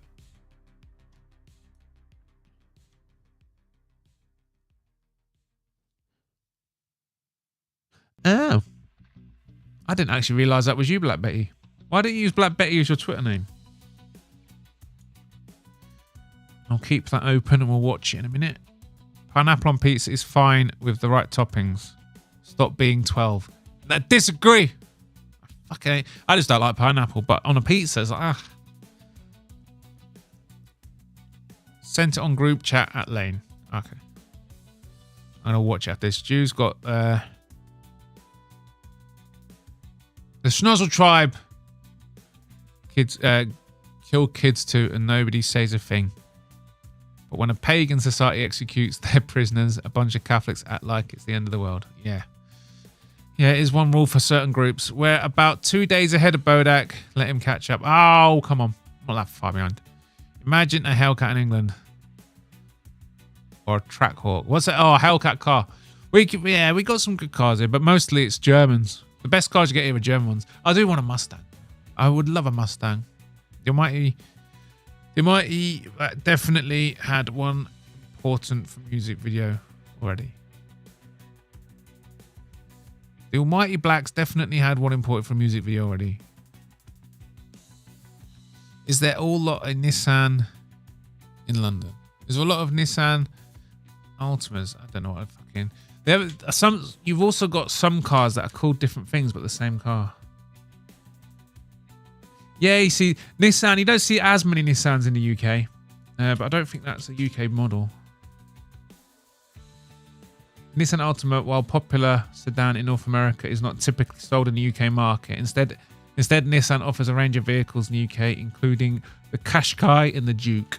You see loads of Qashqais and Dukes. They're SUVs. Thoughts on Mini Coopers being the peak of British engineering? Well, the new Mini Coopers are German. Now, British engineering is, we're good at building bridges. Bridges and buildings. When it comes to mechanical engineering, in terms of Europe, mechanical engineering prowess belongs to the Germans, and civil engineering prowess belongs to the British. We're good at making tunnels. We're good at building buildings. I mean, if you just visit Britain, I mean, it's probably I know some Americans that come here and they're always surprised that all the houses are made of brick. Like everything's brick. Like we built shit. Things are built solid here. Like in America, you build so much of your properties with wood, right? Especially your houses. Like you don't really build things that are going to stand. You don't build houses that are still going to be lived in 250 years' time. Now, our civil engineering is next level. You wouldn't know it sometimes because of the fucking potholes, but I wondered why. I never actually realised, because I actually Googled it recently, why British roads are so bad for potholes. But then they don't tell you what the material is. So the material our roads are built with is actually really clever engineering, and we're one of the only countries that do it. So we use a special kind of tarmac, where not only is it more efficient, so the transfer of friction from the car wheel to the road is more efficient, resulting in less petrol usage. It's also safer in the rain. So when you're driving on these new tarmac surfaces in the pissing rain, the cars don't leave a spray of mist behind them. So it reduces accidents and stuff. And I never knew this. I thought, oh, fucking potholes. Why'd they keep laying shitty roads? And the Roman roads are still there after 2,000 years. Why are we not building them that? I didn't realise there's actually like some pretty clever engineering into our roads. So yeah, they're designed to be like ultra like safe in like the rain, and it keeps fuel economics. It's a shame. It's a shame that they fucking don't last long. Every time they lay a fresh road within 5 years, it's like needing relayed again. Never forgot the shame of seeing my family a first generation Ford Focus. Yeah, I had a Ford Focus once, but it wasn't first generation. I held out until the ST models at least. But yeah, they're just functional cars, aren't they? The Ford Focus, when you've got a family that's just so, it's unavoidable. They're just such decent functional cars. If you just need a cheap, reliable family bitch, you know, a family donkey. Getting a Maserati or the MC20, much better than a Mustang, or at least, yeah. But the thing is, they've got the Mustang. The cars you're saying don't have a UK model. We drive on a different side of the road. You see, Mustangs have a UK model, so you can actually get a Mustang that drives on the correct side of the road. When you import cars without a UK model, you can do it. It's perfectly legal. You can import it and tax it up and stuff. But you then end up driving on. You'll be driving on the left. You'll be on the left hand of the road, on the left side of the car. It'd be annoying. We need to be on the right hand side of the car because we drive on the left here, which is the correct way. By the way, anyone who disagrees, most of Europe, the reason why they drive on the other side, that's because of Napoleon. He was left-handed, and he had it changed to suit himself. Not the cars, obviously, because they didn't exist, but he changed the common courtesy.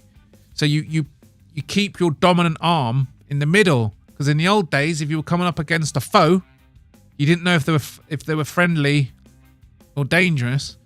So you want to pull your sword out, right? And you want your dominant arm, your sword-wielding arm, you want the enemy to be on that side of you. So when we went along on the left-hand side, that's how it went. If you got into a scuffle, you was on your dominant side, was ready to defend yourself. But Napoleon was left-handed. This is a common myth taught. I don't know if it's a myth or not, but it's a common thing that people say in England. But Europe switched because you had some emperor left-handed. He was like, no, you got to be on this side. It's so he could defend himself. Then America adopted the French model. That's why you drive on the wrong side of the road. If you were back in the horse and cart days, your sword-wielding hand would be on the wrong side. You're going to get stabbed. French cars are funny. They're fucking shit. I couldn't face seeing my friends at school. Yeah, French cars, man. French cars are just... Yeah, I've had French cars. Never again. Have you ever read The Protocols of the Elders of Zion? No. I have not. I think that's the last of me memes. A friend in Scotland is technically a lord because he owns land. Did he buy it off of that fucking scam, Gilly? This is all outlined in their plan for global domination. I'll have to read that. Gilly, there was this scam going around where people said, oh, if you bought this little plot of land, you could be a lord. It turns out that's complete bollocks. It was true once upon a time, but it's not a thing now. Yeah, you guys took a huge L on Jimmy Savile. You see the Netflix documentary on him. The Queen attended his funeral. I know. It's fucking crazy. The Federal Reserve is actually privately owned. Exactly. So is the Bank of England. It's all owned by the Rothschild and whatnot, innit? Savile molested a child on national TV. He did. He was a fucking mentalist. Did he fall for the establishment title scam? Yeah, established titles. That's the one. Mate, Jimmy Savile was mental. He did all this charity work. He ran these marathons and generated millions of pounds to build hospital wings dedicated to children. And then in those buildings, he was basically sort of walked around like he owned a place because he funded its building. And he went and molested fucking little kids and shit. He's just, oh man. And they knew about it. The BBC, they fucking knew about it. Mental. Brian has Lord Brian. When he signed Federal Reserve. Yeah, the Federal Reserve, man, it's mad. If Elon and Trump go ahead with their proposed idea to audit the Fed, who was the last president to talk about auditing the Fed? It was JFK. No other president has gone near it. They haven't even fucking entertained the conversation. The fact that Trump and Elon are entertaining that conversation, I mean, I can see them getting assassinated. As soon as you go after the banks, that's when patsies like Lee Harvey Oswald pop up. And the JFK stuff, I need to get into the JFK stuff.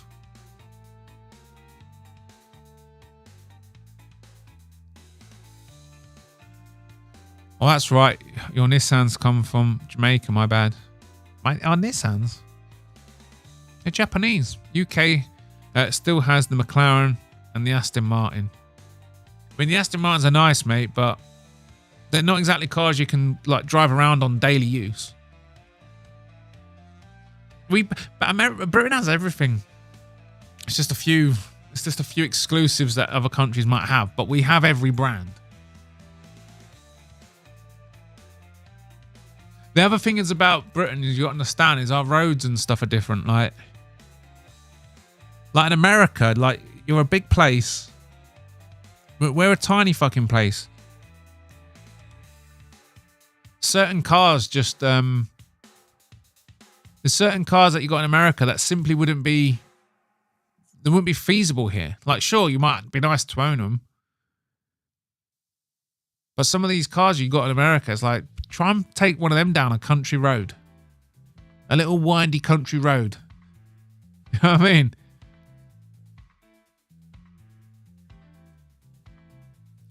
Don't get those dumb Italian pieces of shit, Joe. Keep shilling. W Strat. To be honest, just make your country. So England is strategically a bad place. Got it. It depends how you look at it, mate. It was strategically amazing for an empire. They suck. Italians can't make good cars anymore. Get the fuck over it, yeah. The thing is about Italian cars is they've got Alfa Romeo and Ferrari. Alfa Romeos are legendarily unreliable. You don't get more than 10,000 miles out of them before you get a breakdown. You get a breakdown in an Alfa Romeo every 10,000 miles. But they are fucking fantastic to drive.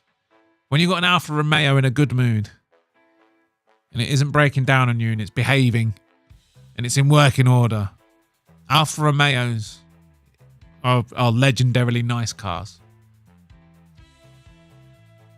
See, Italians are good at drive. Well, the thing isn't about Italian cars. Fiat are all fucking dog shit. Dog shit. The other thing about the biggest car company in the whole world is Italian, isn't it? Because Fiat actually sell the most cars. It's the biggest car company in the world. But away from that, Alfa Romeo, when it's actually in working order, the way those cars make you feel is legendary. And that's the same with a Ferrari. The way they make you feel. The Italians are really good at that. They're really good at that. Like the Germans are amazing engineers and they make these cool cars. And they're nice cars, they're rapid cars, they handle well.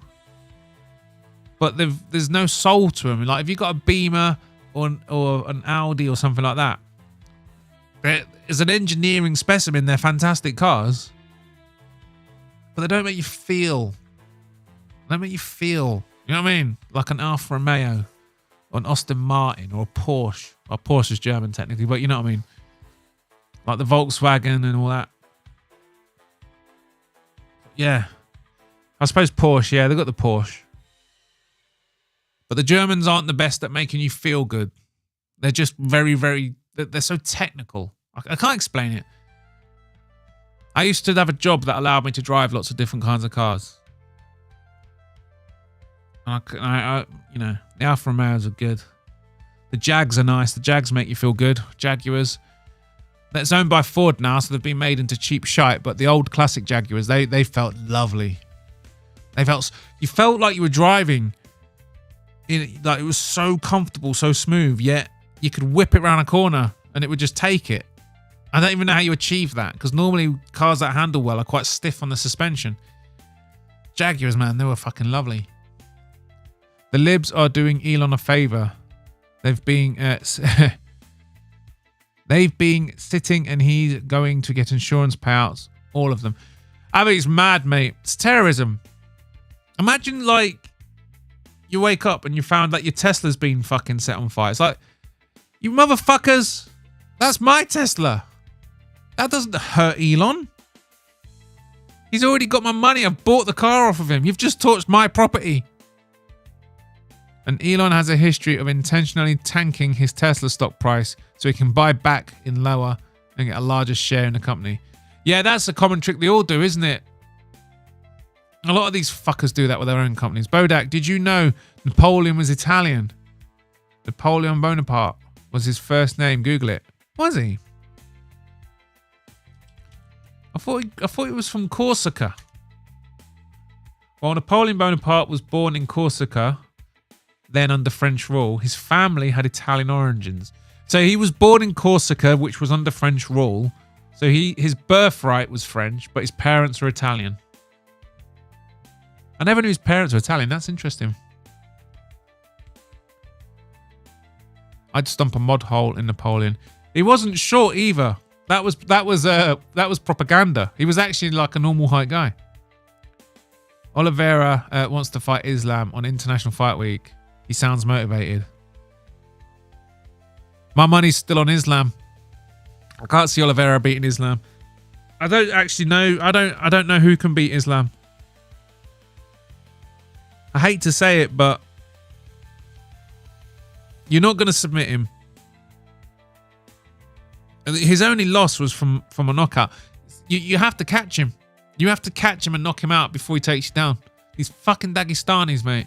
I still don't feel like there's like Islam. Like, who in that division is seriously gonna contend? Because I just don't see Oliveira doing it. I just don't see him winning. Every time I play Civ, Napoleon tries me and gets wiped immediately. Oh, fuck it. I love Civilization. There's a new one out soon, isn't there? Or was it already out? There's a new one, isn't there? Yes, there is. Sid Meier's Civilization. Yes. When's it? Oh, it's out now. It came out in February. Oh, mate. I need to get that on my Steam wish list. Yes. Thanks for that email. I love those fun games. Funny how something never changes in England. What do you mean?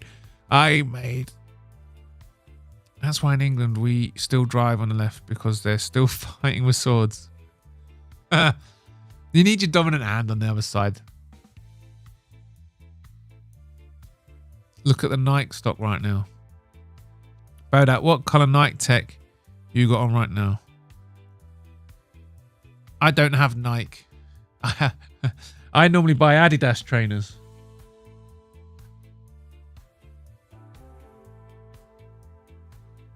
Does Nike still get their shit made in China? I think my fucking trainers are built in Bangladesh. It's not that much better. The only files I want released are the Epstein ones. Yes, fucking preach. The fucking Epstein logs. I mean, they've released the flight logs. So all those flight logs that were released and called like Russian plants and all that bollocks, we know that's all true. So we don't know what they were doing on the island, but why the fuck were you flying to some little island with only a small collection of buildings where all the nonsense happened? Why were you going there again and again and again? Were you just going, really? Really? You're just going there to have a nice sunny day? Really? On Epstein's fucking island? Talk about the judge overseeing the Ghislaine Maxwell case being a gay Schnozzle Tribe lesbian that was appointed by Obama. Yeah. I didn't know it was a schnozzle tribe Jewish. I didn't know it was a gay schnozzle lesbian. Trying to have a lexicon for these words to avoid YouTube bans. I can fucking say the word anyway. Man said Nike stock is trash right now. I can't remember the last time I bought Nike trainers. You don't even say Nike, do you? You call it Nike or something. We call it Nike. I've watched Top Gear, Bodach. I know your car game in Europe. Yeah. It's the roads. It's the market. There's no point having a big, massive muscle car in Britain when most of the roads you can barely go 50 mile an hour. The only place you're going to get to unleash a car like that is up north, because in Scotland you've got these places where the villages are few and far between, the roads are empty, and you can really fucking have a nice drive up there. But for most of the UK, the roads, man, you don't ever get to actually fucking experience your car to its full potential. Like, you see these people with fucking BMW 3 Series. It's like, why are you driving around a car with 200 fucking horsepower while you've got to go down a road that's 50 mile an hour with average speed cameras? It's not like you can like rag it between the speed cameras. It calculates your average. Do you have that in America? In Britain, we got these speed cameras, and they're like every sort of 5 miles or so. And when you hit one and then reach the next one, it calculates the average speed. So it's not like you just get caught by a speed camera. It's literally calculating your average speed. And we used to be able to go 60 everywhere, and they've reduced it to 50. So they're putting these fucking speed cameras up. So if you average your speed too much, you get a fucking speeding ticket and lose your license. And they keep reducing all the speed limits. So you're going to go and spend 30 grand on a BMW 3 Series, a monster of a car, fast, beefy car, and then just drive around at 50 mile an hour everywhere. It's a different mile. Like in America, you buy these amazing cars. You can take it out places, can't you?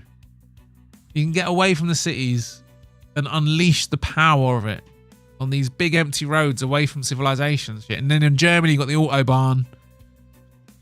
British roads, man. British roads.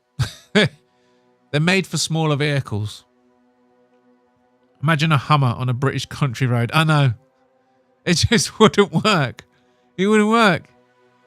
You've seen these fucking Ford trucks. What are they called? The Rangers. They've seen loads of them now. It's like, fuck me, mate. Where the fuck do you park that thing? Where the fuck do you park it? Because you see them in Tesco parked. They go over the lane lines. Now, I remember being in America, and your lorries are fucking huge. Your lorries are like twice the size of ours. They're massive.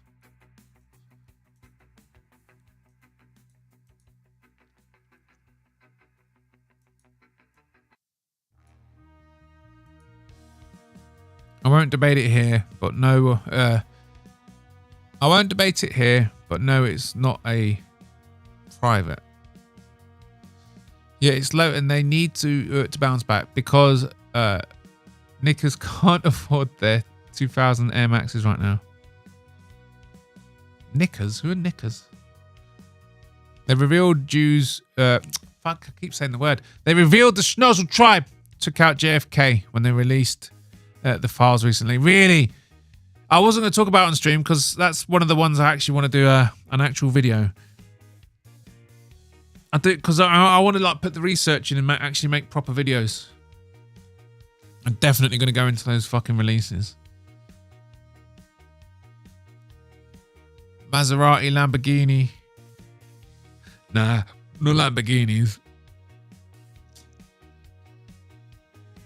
Maseratis are alright, I guess. I've never actually driven a Maserati. I've driven a Lamborghini, but I've taken a Lamborghini on a track day. No, we drove a Lamborghini, a Lotus, Porsche. The Lotus was good, but the Porsche was, I mean, the Lotus was nice. But yeah, the Lamborghini, didn't feel good. The Lotus was tiny, actually.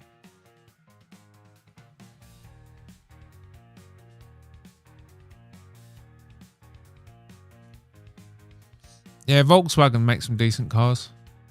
Bodach, Ferrari, Alfa Romeo, Lamborghini, Maserati. I haven't actually driven a Ferrari, actually. I wouldn't know. I have driven Alfa Romeo, so I can vouch for how nice they are. I've driven a Lamborghini. But yeah, I've never actually... have I driven a... Nah, I don't think we ever did. I worked at this dealership. It had every fucking... Like this, it was this complex. It was this car complex of a dealership. And I was one of the drivers. So sometimes you deliver it, sometimes you pick them up. Like, because the posh cars, right? And you go out to pick... Like, these fuckers, like, they're so spoilt with their fucking lovely cars and their supercars. Sometimes if they want to get it cleaned or serviced or like the mechanics or whatever, they don't bring the car. You actually pick it up, bring it back to the garage and drive it back. And obviously backwards and forwards, you take the scenic route and rag the shit out of their cars. But yeah, I don't think we ever drove a Maserati. I never got to drive a Ferrari either. Sounds like you've watched Top Gear.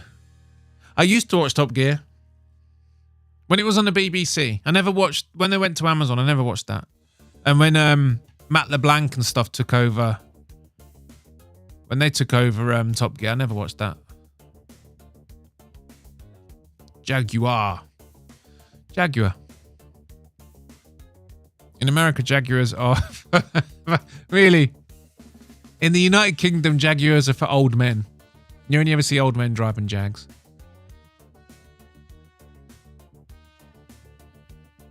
You don't know much about economics.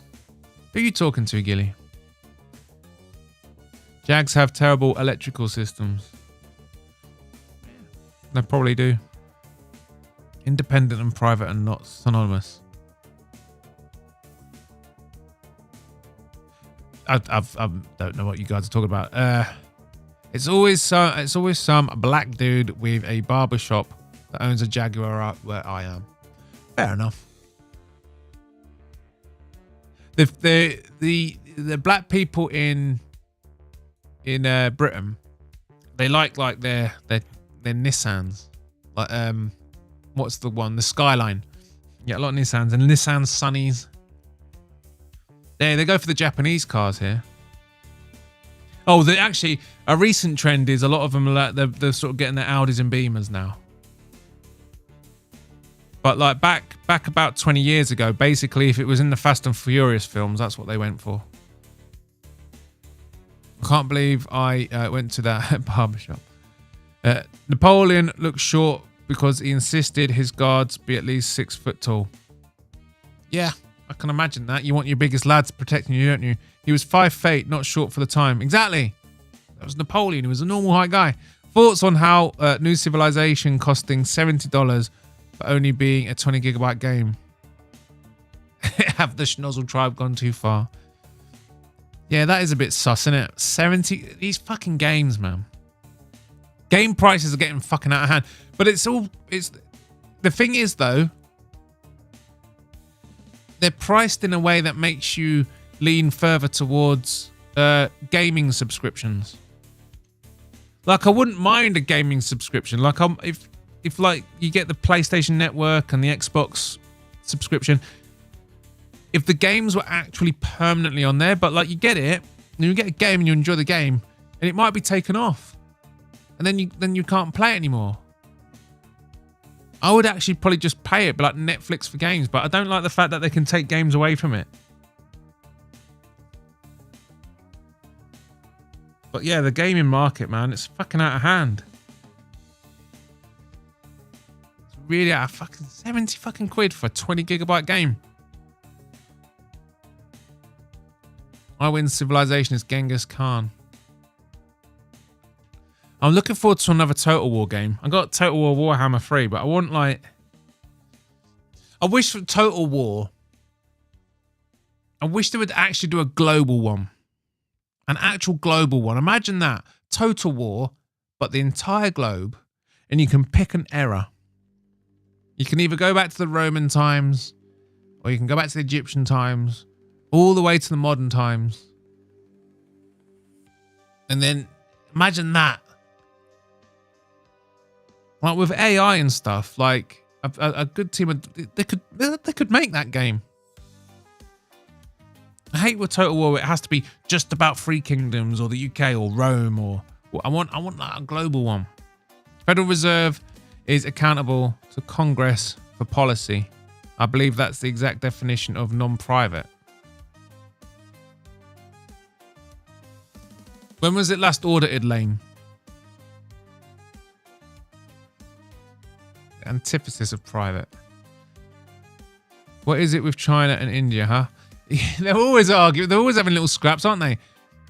I'm surprised they haven't gone to war yet.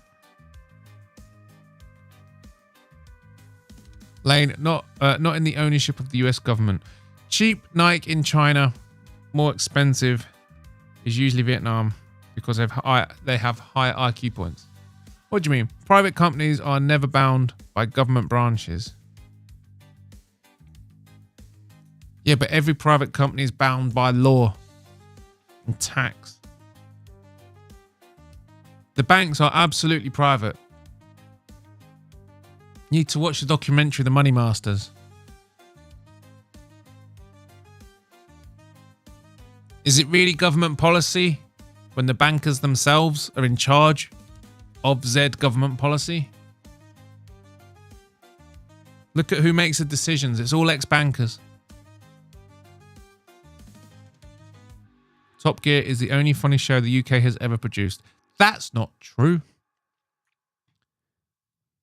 It's British comedy. We've got you got The Office. You're just trolling. The UK's legendary for its comedy. It's one of our biggest exports.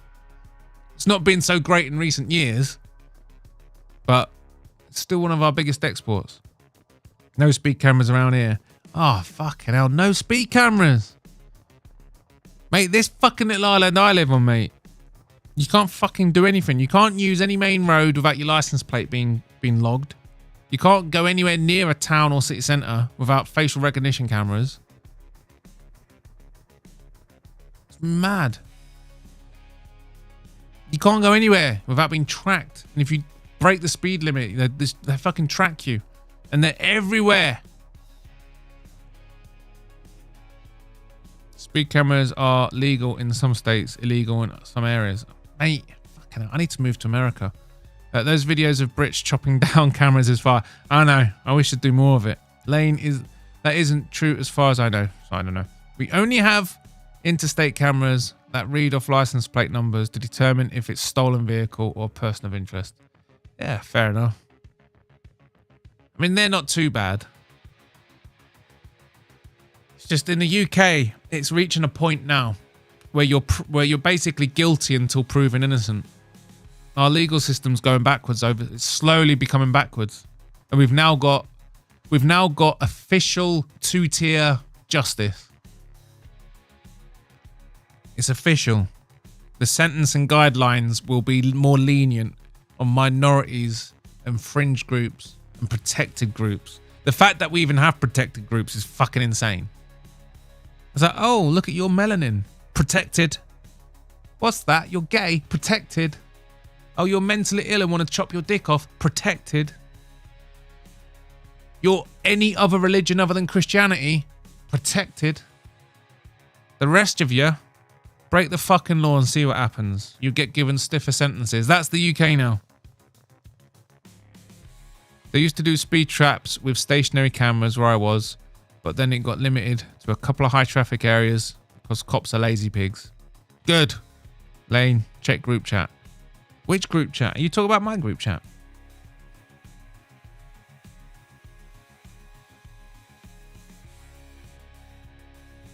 Anyway.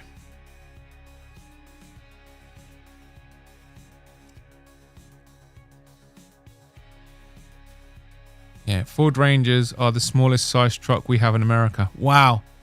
They're the small ones. They're fucking... When you see them on the British roads, they're fucking huge compared to the other cars. Hilarious the city had to check the police on that one. Did they? We can't have the smaller trucks you get, though. like the chicken trucks. I don't know, man. We just got small roads, mate. Most of our road network was established on horseback 300 or 400 years ago. And we've got like 2,000 years of history as opposed to America's 200. We've still got Roman roads, for fuck's sake. You know what I mean? And we've got roads that were built before Jesus was born. And the other thing is, because we've had 2,000 years of land and border disputes with little bits of land given here, given there, our roads have to navigate and weave through all that. So not only do we have tiny roads, they're all wiggly. They're all narrow, wiggly roads. Apart from a few motorways. And it was lit. We're talking about, like, our roads are built on transit routes that were established before America was even a country. And they were built for horseback. So yeah, it's just the nature of, yeah. So much of America was built after the car, right? And so many of your cities were not like, they were built with actual city planning from a very, very young age. Where London is just a clusterfuck of nonsense that built up over 2,000 or 3,000 years. Like, there's no rhyme or reason to it. Like, when you go to New York and you see a map of New York, there's a structure to it. You didn't even bother naming half your streets. They're just numbers. They're just numbered streets. Yeah, England's a fucked up place. It's too old.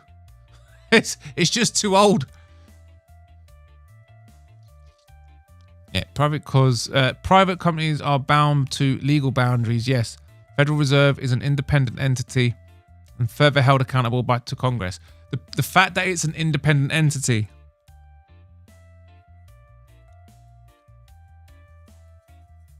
like, if you're gonna have a money supply, surely your government should be in charge of it in its entirety. Why does the Federal Reserve lend money to the government? Like, they lend money to the government. What the fuck's that? Yeah, Top Gear got lame when the guy from Friends, the gay guy in the Jeep took over. Yeah, it was a crap dynamic. Leave thousands of dollars in tools in your open truck bed. Be a man. Just like Rampage going for the Japanese goods. Is it? Anyway, shit. I'm just going to move on.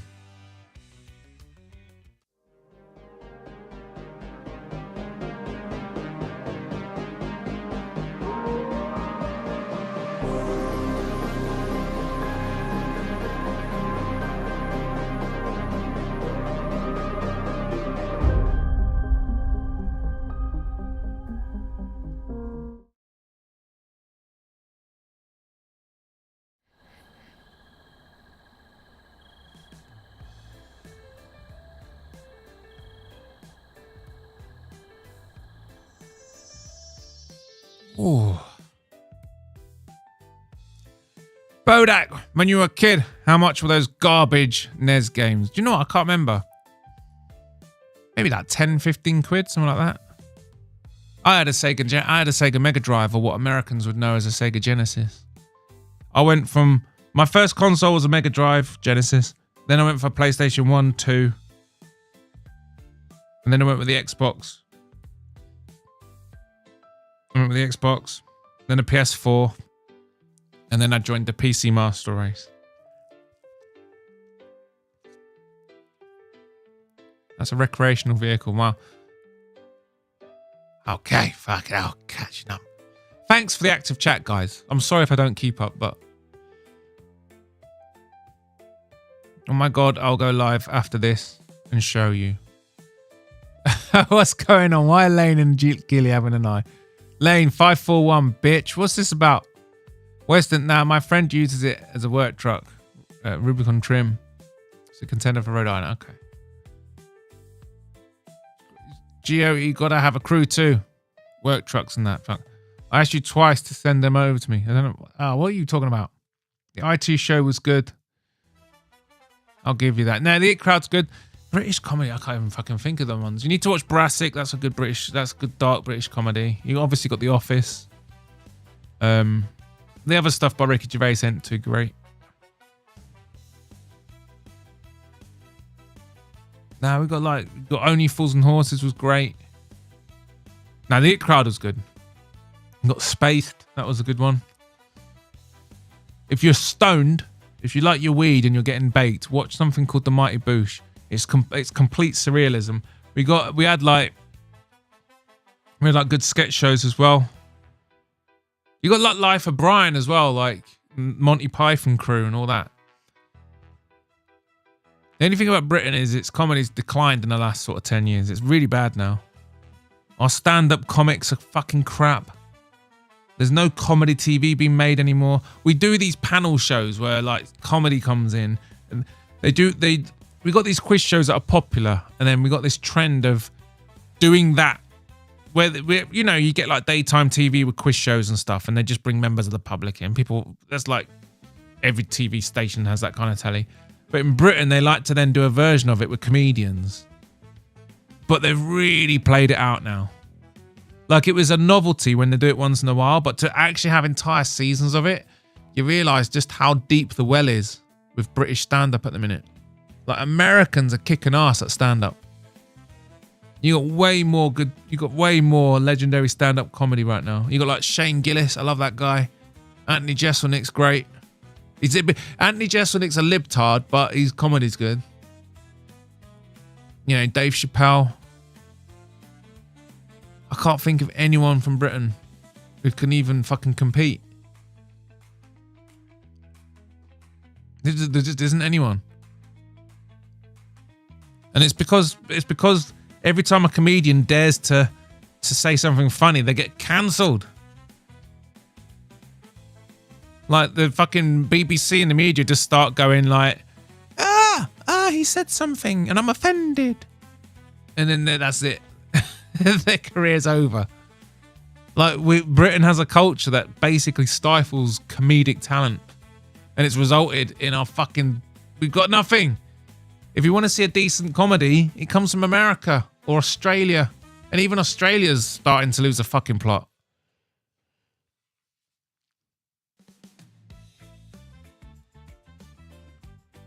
Leave the UK, what are you doing? Waiting for my kids to age out. Man, go to shared files on our text history. Get listeners like having an argument with Lane in there. This bong is amazing. Chrissy. I can't, Joe, because you used a retarded Android. Devices are incompatible. Gilly, get a grown-up's phone. You know Android's bullshit, right? It's not an actual operating system. You see, Apple, the iOS, that's an actual operating system. Android, if you ever wondered why when you get a flagship Samsung phone and a flagship Apple phone, the Samsung always looks like it's a massively more powerful processor, more powerful GPU, it's got way more fucking shit on it. That's because that's what it takes to get Android to run as nicely as iOS. You see, like if you know anything about computers, you'll understand that they work on increasing layers of complexity, and each new layer of complexity exponentially increases the amount of processing power required. So you start with binary, you get to machine code, then you get to your sort of subsystems like your DOS or your Unix, then you get your operating system, and then you get your software, right? But with Android, you got your binary, your machine code, you got your fucking kernels, your DOS, your Unix. Then you've got Linux. Then you've got your Android, which is a piece of software pretending to be an operating system. And then you're loading Facebook. So all of your Android apps, they're all inside a much deeper layer of complexity than how they're loaded on iOS or on a desktop computer. And because of that, they have to throw more processing power at it to make it work as well as an iPhone. It's not a real thing. It's not a real thing, Android. It's not an operating system. It's a piece of software posing as an operating system. That's why the batteries always last better on an iPhone as well. The only thing Android and Samsung's have got going for them is Samsung's OLED technology is better than Apple's version of OLED in the Retinas display. That's it. That's the only advantage. But man, fuck me. Get the fuck off Android, man. Until they actually make Android an actual operating system, keep away from that fucking shit.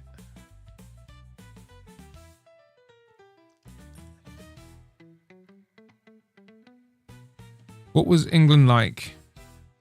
What was England like before the Norman Franks Bodach? I don't know.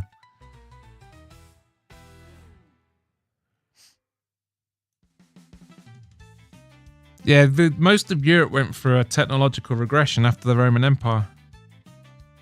And Britain felt that hard because we were one of their more remote areas of the Roman Empire. Well, England was. They never got Scotland or Ireland. But yeah, Britain went through a massive technological regression. Stop promoting gambling. Yeah, don't promote gambling. This great land of jacket potatoes. Yes, Chrissy J unblocking telekinesis. Mega Drive was so good. Mercs and X-Men. Yes. My favorite ever game on the Mega Drive was Maximum Carnage, the Spider-Man game. They wanted to remodel London after the Great Fire for it to be more uniform, but landowner said, nah, we're all good. I know, London's such a clusterfuck. It's so weird. You organise a night out in London and stuff, and you have to literally get a tube for 20 minutes to half an hour to go to various cultural centres to enjoy London. Like, you go around Europe and stuff, and it's like, where's the good stuff? Oh, it's near the middle. Okay. And all you got to do is stay near the middle. You go to Amsterdam, all the good stuff's in the middle. Paris, it's in the middle. In London, it's like, well, you got to go to the West End, then you got to go to the East End, and then you got to go to Westminster. Oh, but then you can go to see the Tower. It's everywhere. There's no, it's like, it's fucking well annoying, London.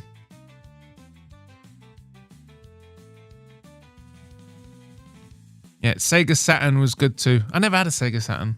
Thoughts on Meatball Molly not really doing a damn thing in the UFC besides receiving a paycheck and then giving her a little speech as if she was great to begin with. So much for that little time. Molly McCann. I can't believe she fucking won. I can't believe she fucking won. But yeah, hopefully the fucking retirement sticks. Can't stand her. As brutally said, she looks like she's made of cheese and she smells. I meant to go through my fucking Tapology pics. Let me find it. I'm not around for much longer. I need to bugger off.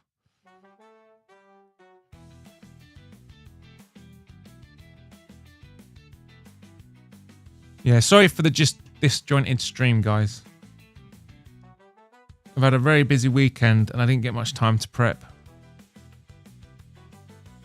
I feel like I've just natted nonsense for 2 hours at you guys. Musical said he was going to rewatch it. I'm not sure if it's going to have much rewatch value. Where's my fucking Tapology? I need to just quickly cover my AI picks. Gaming consoles lane. Yeah, so your comedy went black too. No, the comedy in Britain went woke. It went woke.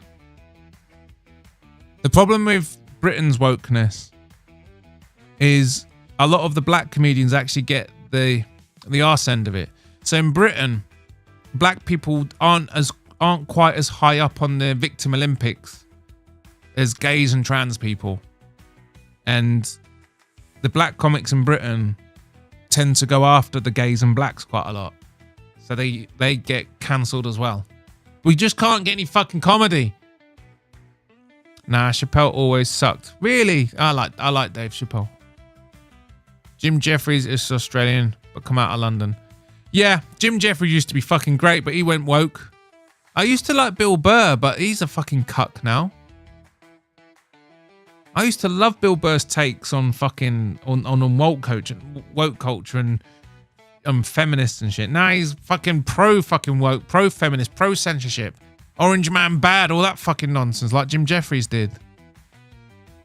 Jim Jeffries' bit on gun control, while I don't agree, it is really funny.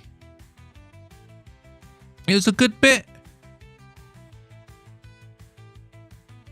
I like the fact that like one of the biggest arguments for guns in America is, I like guns. And it's true. It is one of the biggest guns. And there's no problem with that.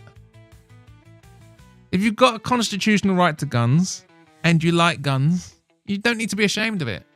You don't have to justify gun ownership beyond, but I want one. Why do you have to justify it? I want one. And if someone breaks into my house, I might be able to defend myself.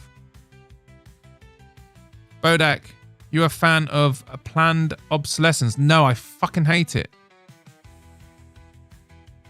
I have to build it into my fucking work, mate. It's fucking ridiculous. Honestly, the clients aren't to know this, but when you're in my line of work, we build it with a view that you're going to need us to then build you something else in 5 years' time. We're not building you something that's going to last 20 years. Like we come across businesses, right?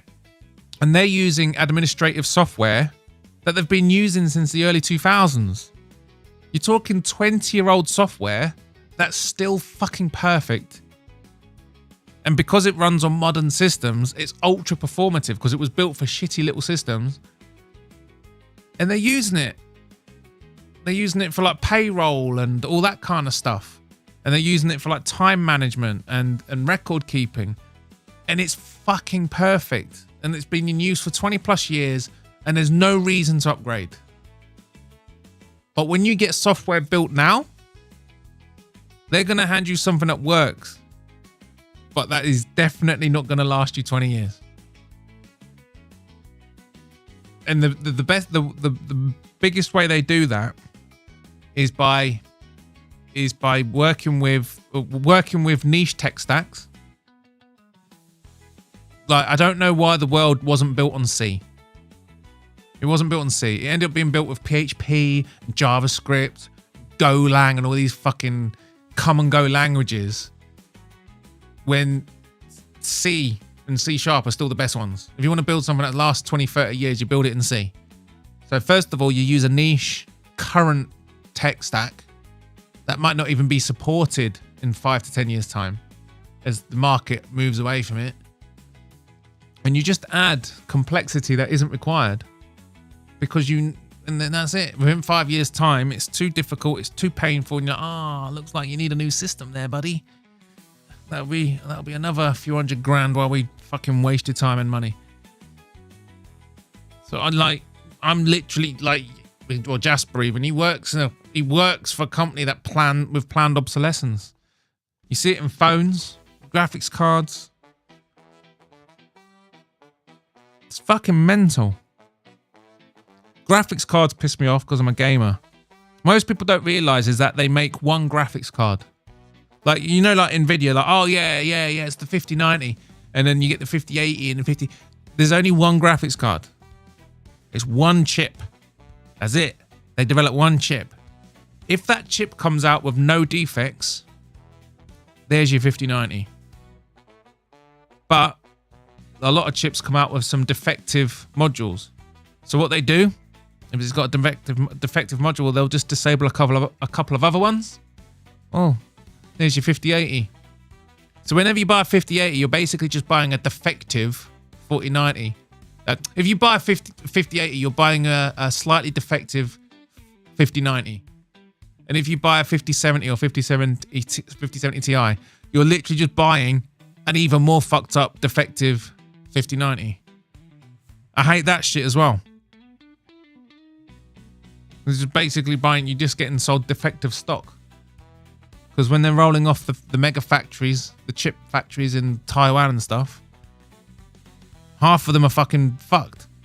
So they just sell them as a lesser product. But in fact, you're literally just getting a fucking flagship product that was fucked. I hate it all, man. I hate the bullshit.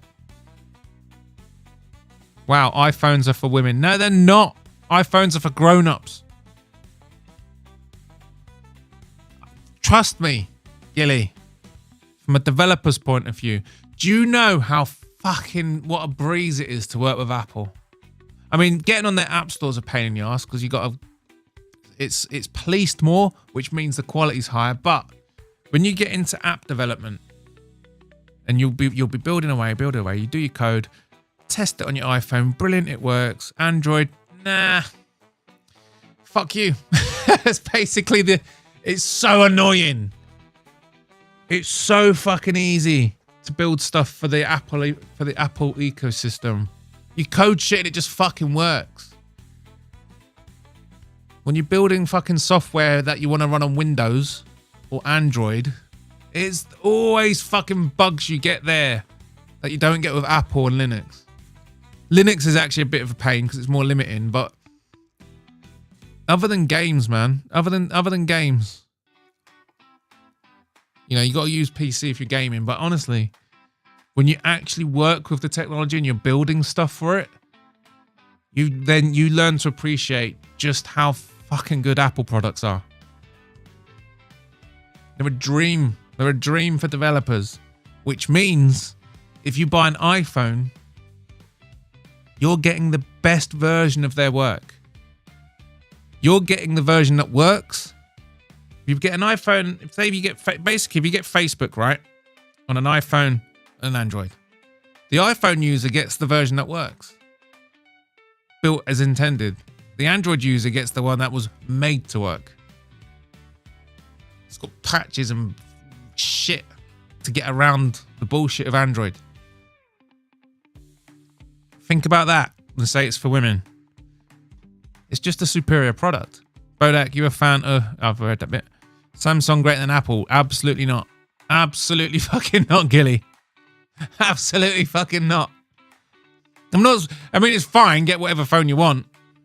I mean, Android's way more customizable for sure.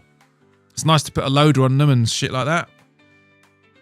But Gilly, I've got both flagship models, mate. I've got the iPhone and I've got the Samsung. I've got a Samsung. I've got the Ultra. Literally looking at it right now. Oh, fucking! I think this phone's a year old. So's my iPhone. The iPhone's the one that comes in my pocket, mate. The Android's just there so I can test work on it. A speed test on 5G on my Samsung Galaxy S22 Ultra beats any iPhone. Speed? What are you on about? Speed test? Oh, Lane cooked him. News alert, Gio. I'm a woman. telling you, Gilly. Telling you, Gilly. Not only are they inferior, not only is Android a piece of software pretending to be an operating system, you're also getting the lesser version of the developer's work. Every time you load up an app, Gilly, you're getting the secondary version. Trust me, speaking from experience. Gio, my ego never enters a room before me, just saying. Maximum Carnage was an awesome game. I know it was.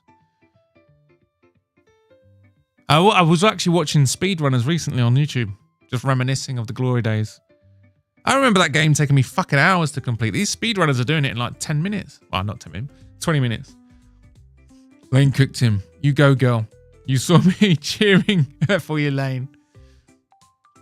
RoboCop versus Terminator 2. Where's the mass climber? Okay, alright, fucking hell. Alright, yeah, just kidding. Don't care. Is Molly gonna go to GFL? Don't know. Beat you 2-0, Bodach, but we didn't have a bet. Care to bet? No, Gilly, you can't say we either start fresh next week or you accept last week. I started making my first picks last week. And last week, I beat you by 4. This week, you beat me by 2. So on aggregate, it's 4-2 to Bodach. So we either start fresh next week, Gilly, or it's 4-2. Which way? I'll let you decide. We start fresh next week or it's 4-2. Bodach, we didn't have a bet, but just for FYI, I beat you. Lainey's cooking Gilly tonight. She's cooking. She's just there. She's there with the cooking, the snarky cooking. Yeah, but whole people think the fact. Anyway, I'm just going to quickly go over the AI picks. I know what I went wrong. I'm still putting too much weight on the fucking bookies. I need to change my fucking prompts. Yeah, but woke people think that black are funny or just going up on stage And a Team Black, it's performative. Yeah, maybe in America, but I think in Britain, I think black people, are realizing that they're kind of getting pushed. Because like they're legendarily like the black community are legendary for being homophobic. I mean, that's one of their stereotypes. It is in Britain anyway. I think it's in America as well, isn't it? Black people are known to be homophobic in America.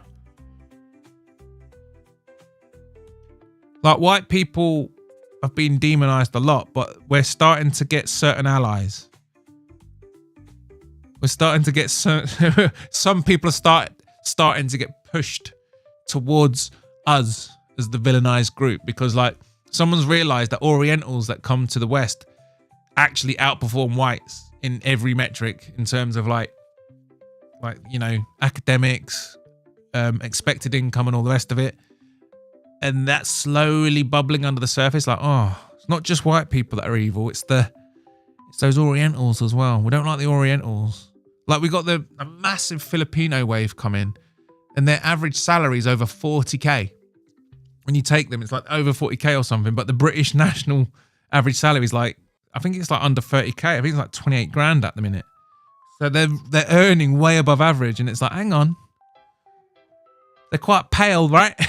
They're quite pale. So they're starting to get grouped up with white people. But I think the British-born blacks are slowly gonna.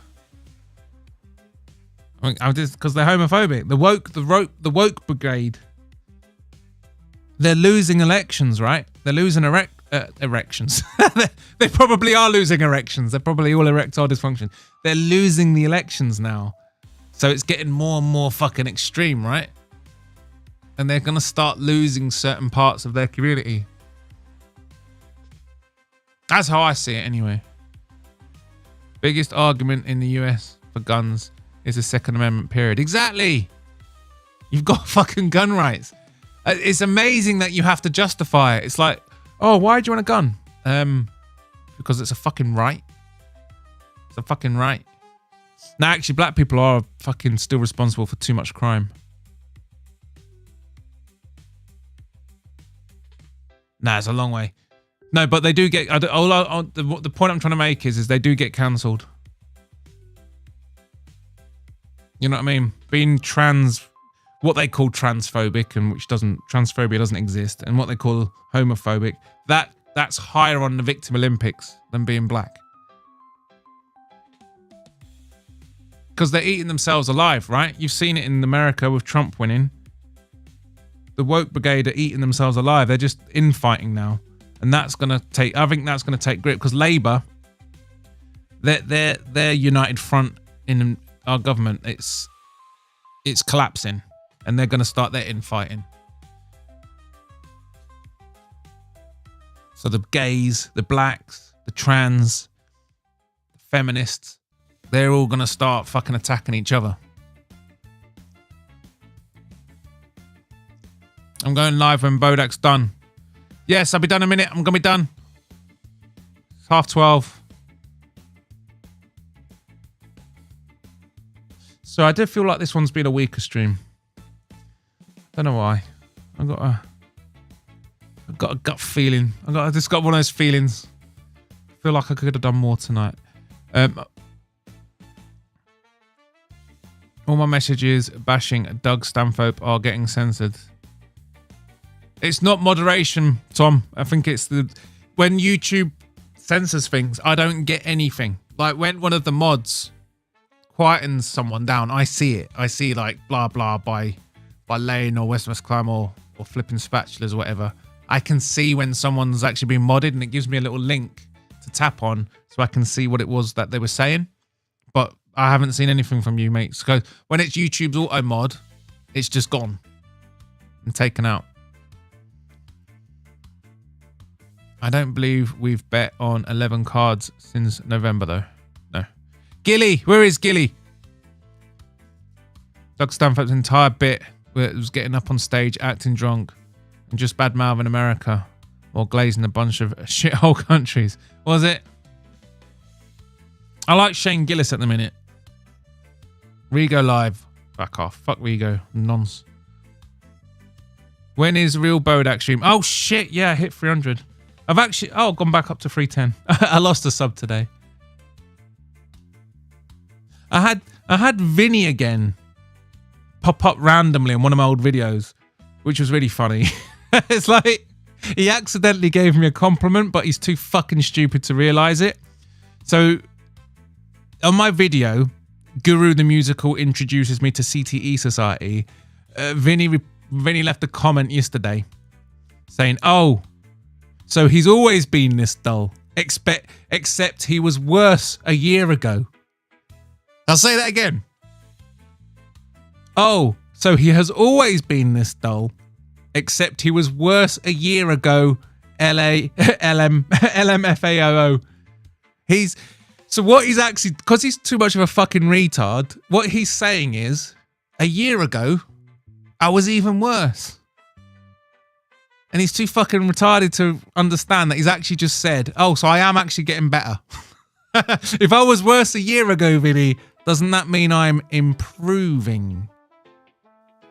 Doesn't that mean I'm improving, you absolute fucking spastic? I thought it was funny.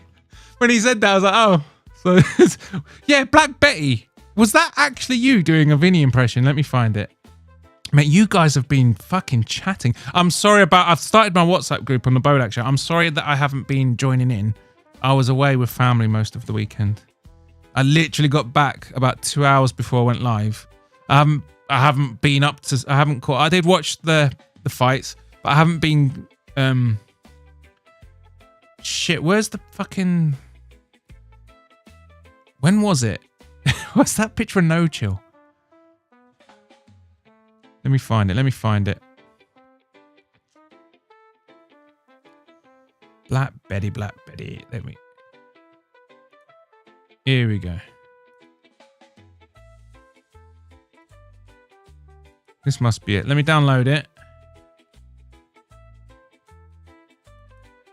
Come on. Save as. Right. Data?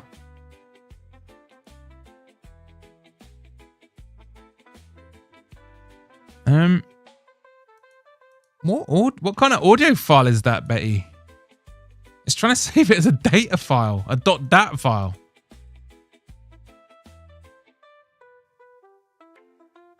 Is anyone able to put it on my Discord?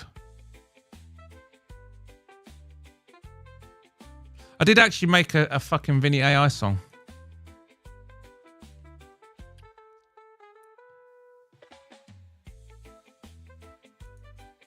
See what you think of this one.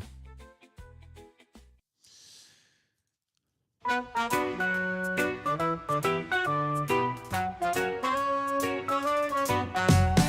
silly sausage with spite in his heart. That's not the one. Give the light ones. Right, here we go. That's the one.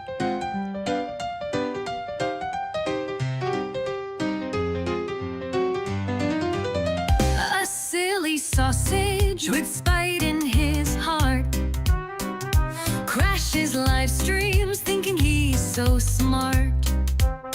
Insults he hurls, but they fall flat. Coming from you, really? Imagine that. Vinny, you're so stupid, can't you see? Your arguments shatter like leaves from a tree. You rant and you roar, claiming you're so clever, but you're a retard, winning never. Vinny, you're so stupid, you fail each day, losing every fight in the dumbest way. Boasting so loud, but it's all a pity. The world just laughs at foolish Vinny.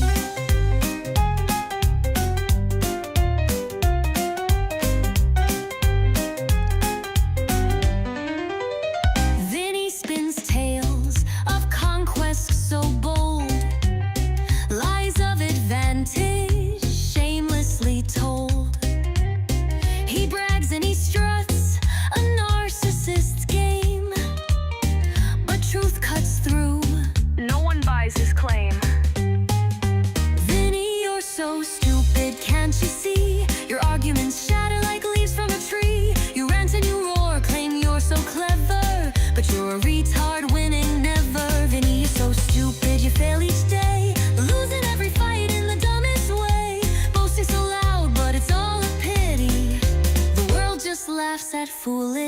Vinny.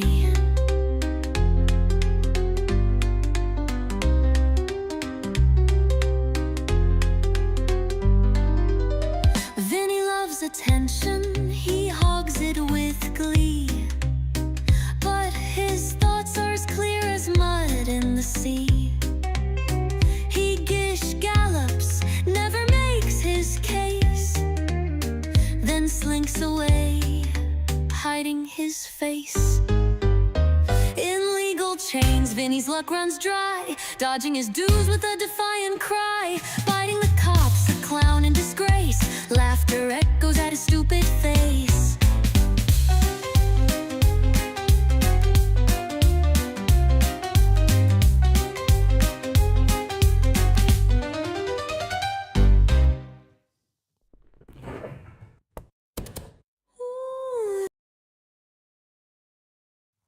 That was my Vinny song. Hang on. Sorry, I'm trying to get fucking WhatsApp on my phone. Good job I got this Android here, because I use my iPhone as a webcam. Right, fuck. Why is Android so different?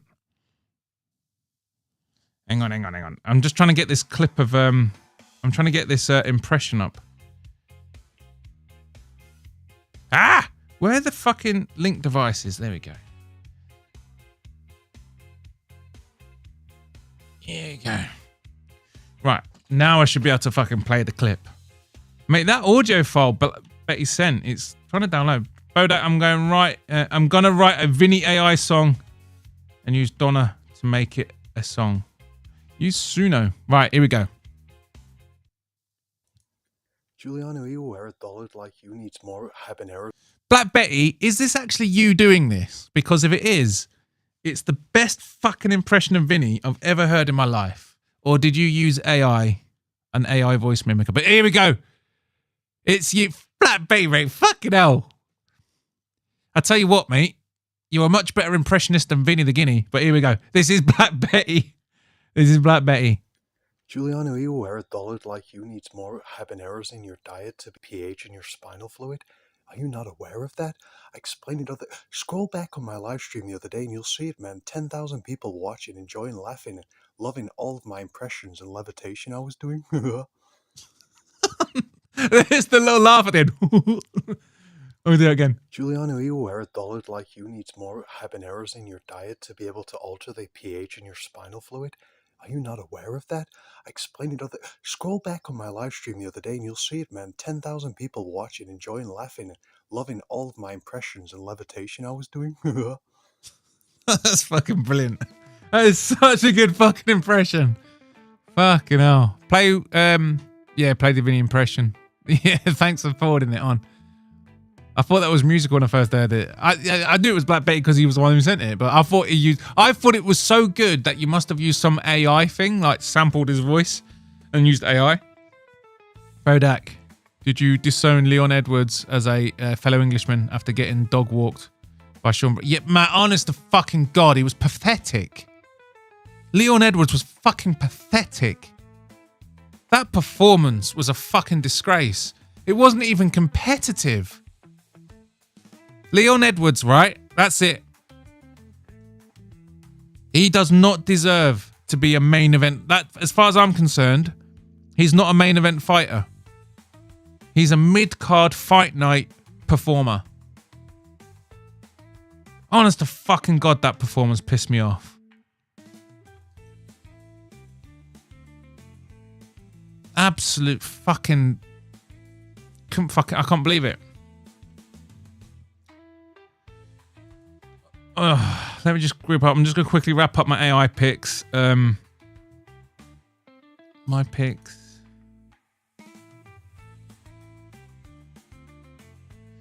Yeah, right. Let's quickly go through it. Douche. Fucking hell. Absolute fucking liability. So I got 6 out of 13. Which is obviously fucking dog shit. But yeah, I need to bugger off. So yeah, first 2 fights got fucking wrong. I got the Bannon decision correct. I got the Duncan TKO correct. I got the Kavanaugh knockout correct. Pajeda, however you pronounce that. I got his knockout correct. However you fucking pronounce that name. Got that submission correct. And the Ulberg one. The thing is about the Edwards Brady fight, I knew that was a bit, that could have gone either way. I didn't expect it to be so fucking one-sided. He got absolutely fucking battered. Edwards was fucking pathetic, right? And obviously these two undercards, there's not enough data to really, you know, these ones are always going to be a bit dubious. But I was really surprised. Wait, where's McCann? Yeah, I was really surprised by the McCann result. I did not see McCann winning that. And I was surprised by the Cherry result. Those are ones I did not expect to fucking...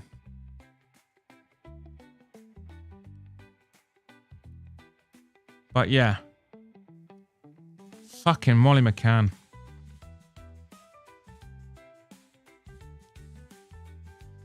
But yeah, we're going to do it again next week. On Thursday after the quiz, I will do my next fight picks. I'm going to refine the model. I've got one model that's just leaning too much into pundits and fighting odds. I need to take less authority off of that one. I've noticed that one of my AIs, the one that's based on sort of history and momentum, if I went with that one, I would have got 2 more picks correct. And my but the one that sort of factor that looks into the social media activity and looks at what other people have picked and looks at the fighting odds, that one was all over the place. So I'm actually thinking about scrapping that one and just using 2 models instead of 3. Because like I said, one of the other models would have picked an extra 2. Still not great. Still nowhere near 70%, but at least it would have been 2 more picks that were correct. So yeah, the one that looks at fighting odds and that, I'm just gonna get rid of it. I don't think it means anything. But yeah. Fucking shit card though, wasn't it? It's really fucking shit. Right, Gilly, are you going live? Who's going live? Oh, wicked. Picked up a couple of subs tonight. Thank you very much to new subscribers. I've gone from 309 to 311. Is anyone going live? Gilly, why did you use right as in correct right and not right as in scripture right? Aren't you a writer? Isn't that your one of your professions, is you as a writer? iPhones are baby toys for big dumb babies. No, they're not, Malison. I mean, Android's got the right ambition. It's incredibly customizable, but it's a buggy piece of shit. And for developers, it's fucking horrible to work with. And you are definitely getting the subpar version of every app on Android. Whatever app you have on Android, other than the Google products, obviously, its iPhone counterpart is a lot better. Why so harsh on Leon? Because he was fucking shit. He was doing okay in the first round, but I believe he still got outstruck. But at least he kept it on the feet. He stifled the takedowns. And that first round, I thought, all right, here we go. He seems to have the takedown sussed. He's blocking it. He's getting his hooks in. He's twisting. He's doing the right things. You know? And I thought, here we go. Leon's going to find his range and then he's going to outscore him and take it by decision as predicted. And then that second round, man. He got the takedown with such ease. He just fucking flew at him. Surely you know. Surely that's the first thing you expect. You're going up against an elite grappler. He's definitely going to fucking lunge at you at some point. The sheer ease at the takedowns in round 2 and 3 was fucking shocking. Brady was just fucking having him. And the trip. He took him down with a trip. You don't expect a recent and former world champion to be taken down with a simple trip. Like, lift your fucking leg up. Lift your leg up and rebase yourself. You shouldn't be getting taken down like that at that level. Fuck Leon Edwards. You let the country down. I mean, if you're gonna lose, there's a good way to lose, right? If you lose, you lose. It's fair enough. It's the fight game, but at least fucking lose with some. He lost in a way that it's not that he can't be. It's not that he can't be proud of it. It was genuinely fucking embarrassing. That's why I'm so fucking hard on him. I was sure Molly lost. Am I losing my mind? No, she won. Fuck knows how. I did not see her winning. What's Thursday's quiz theme? General knowledge. I'm thinking doing the classic setup. I think I'm going to do movies, music, science, and then general knowledge. If Gilly wants to come on, I've promised Gilly that I will do him a full movie one. Like movie history, movie records, and like every round something to do with movies. If Gilly wants to come on and come on cam, I'll do him a movie quiz. Otherwise, it'll just be general knowledge. Live in 5 minutes. Okay. Molly did lose. Molly didn't lose.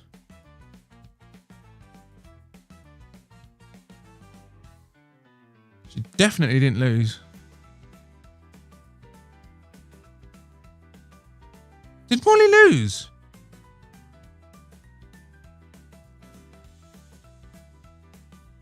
Oh, she did, didn't she? Fuck's sake. What am I thinking about?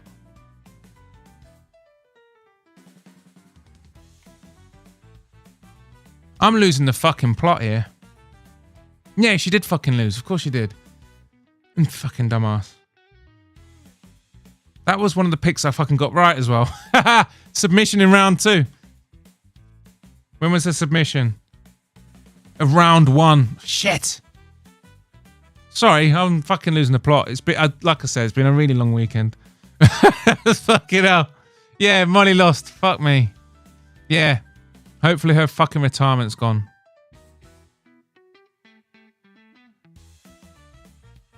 Fuck hell. Yeah, anyway. Giuliano was a writer for the Goosebumps books. I was excited, right? Yeah. How many times did Leon say headshot dead before he got floor white with him? Yeah. I remember in that chat someone mentioned British grappling.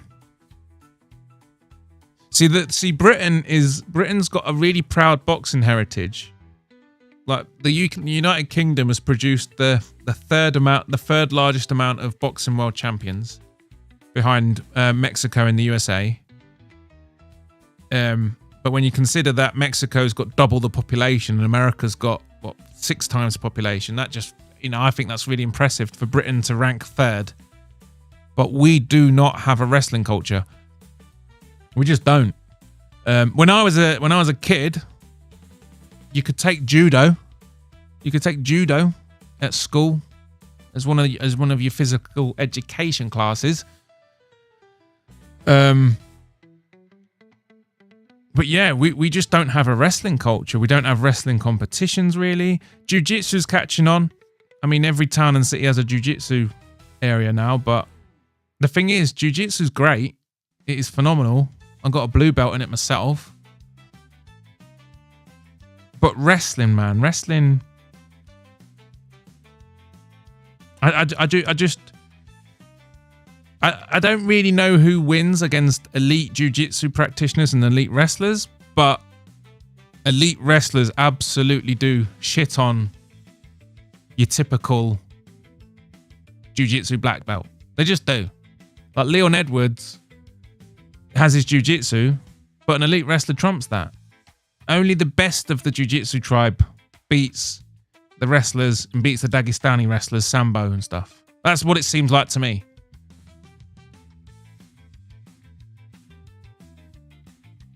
And yeah, Brady, man, fucking hell.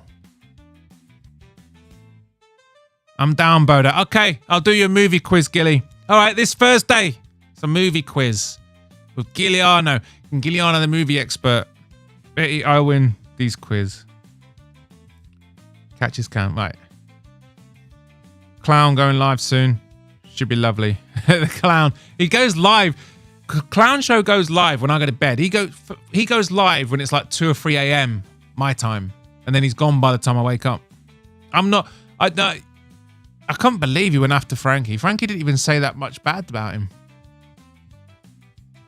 But I've really enjoyed a few clown show streams recently, especially the ones where people are getting fucking roasted. Spoiler alert, Molly going to GFL, fuck's sake. And everyone in a film quiz. And an MMA quiz, baby, yes. Yeah, Gilly, I'll do it. It's good content. He's Googling it.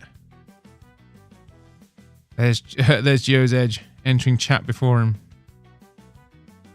If you can't name Android 17 and 18 real names off the top of your head, then you probably lose to JVD. Jiu-Jitsu is a scam and a cult. I mean, I don't think it's a scam, but it is cultish. All I know is, from what I can see, and I might be wrong, when it comes to MMA, I am a casual. I'm not going to deny it. My AI picks and this journey that I'm on, one of the best things about it is that it puts skin in the game for me. So I now watch every fucking fight because I've got a bet on it, and it's like, yeah, so it's getting me into it. So over time, I'll learn who's who, learn how to pronounce the names, and be less of a casual. But at the minute, I am a casual, and from what I can see, is that jiu-jitsu, as useful as it is in MMA, I'm sorry, but the elite Sambo wrestlers and the elite Greco-Roman style wrestlers and the stuff you get in America, they're shitting on the jiu-jitsu practitioners. They just are.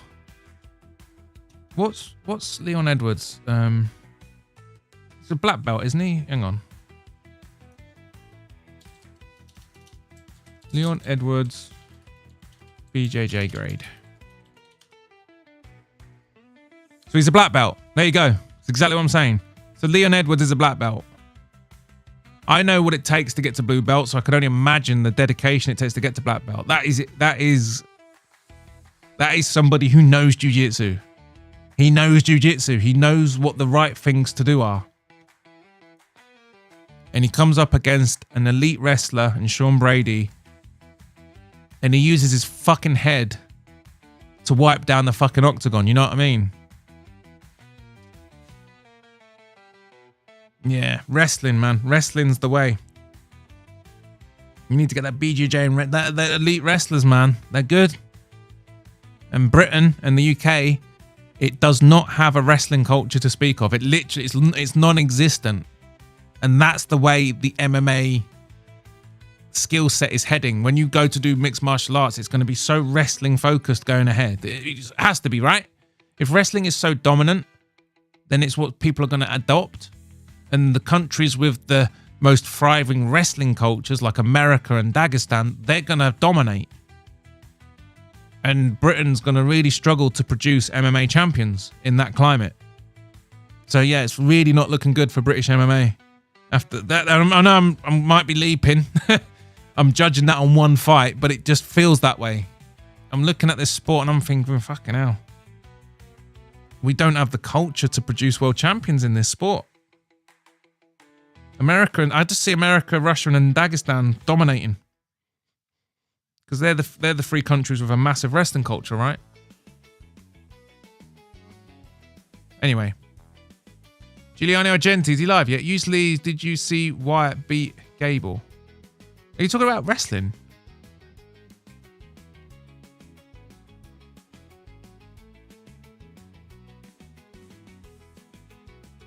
Also, Sakuraba, how do you pronounce that? Sakuraba exposed the Gracies, yeah. That was the form of BJJ I was doing. It was like really like Gracie founded. Or Gracie based. Not founded, based. Yeah, whenever if I do go back to training martial arts, and I will. I've done it on and off my whole life. I boxed as a kid. I did jiu-jitsu in my 20s. I did jiu-jitsu from around the age of 23, 24 until around the age of 33. Did about 7 years on and off when I had it up. And then I did taekwondo for a bit. But yeah, if I went back to martial arts, in Britain, like I said, I don't know what I would do. Probably boxing, because I'm a middle-aged man as well. It'll be boxing. I'll probably do boxing. I'll probably start training boxing. I'm an old man now. I don't have the mobility to get back. Like taekwondo, I was getting really good at it. I was doing all the stretches every day, and I was even reaching kicks at head height. I was actually able to do a head kick, but I can't fucking get my. I can't get. So I think the last time I trained in taekwondo was about 6 years ago, and I've already lost the flexibility. I can't do a head kick anymore. It's like I'm such an old man. But yeah, if I got back into some training, I think I'd just do some boxing.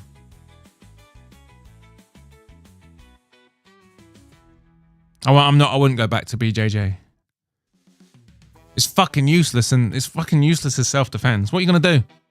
What are you gonna do if someone breaks in your fucking house? Pull guard and roll around on your fucking living room floor, fucking knocking all your furniture over and shit. It's, you know what I mean? It's yeah. Ah, good stream. Thanks, Fal. I appreciate it. Felt a little bit mundane tonight.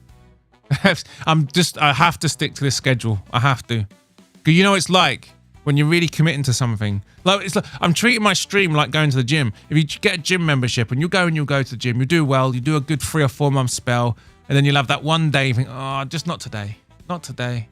And you stop, and that turns into 2 days, and before you know it, you've got a gym membership you haven't used in 6 months.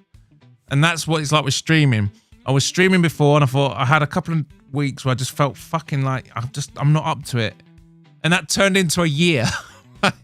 So like today, I was rushing back, driving home.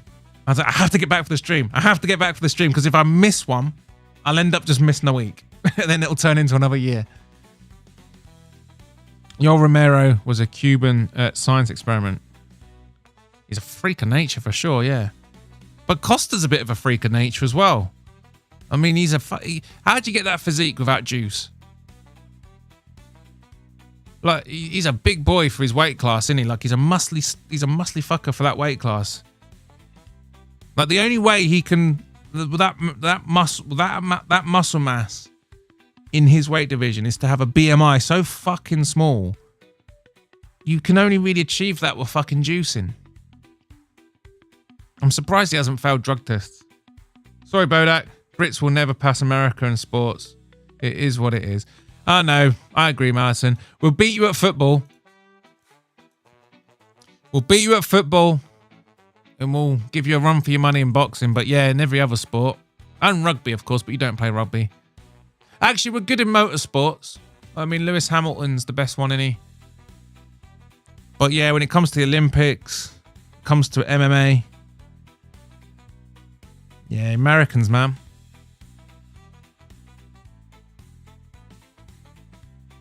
First time I did boxing at 7, I got put in there with a pro to see how tough I am.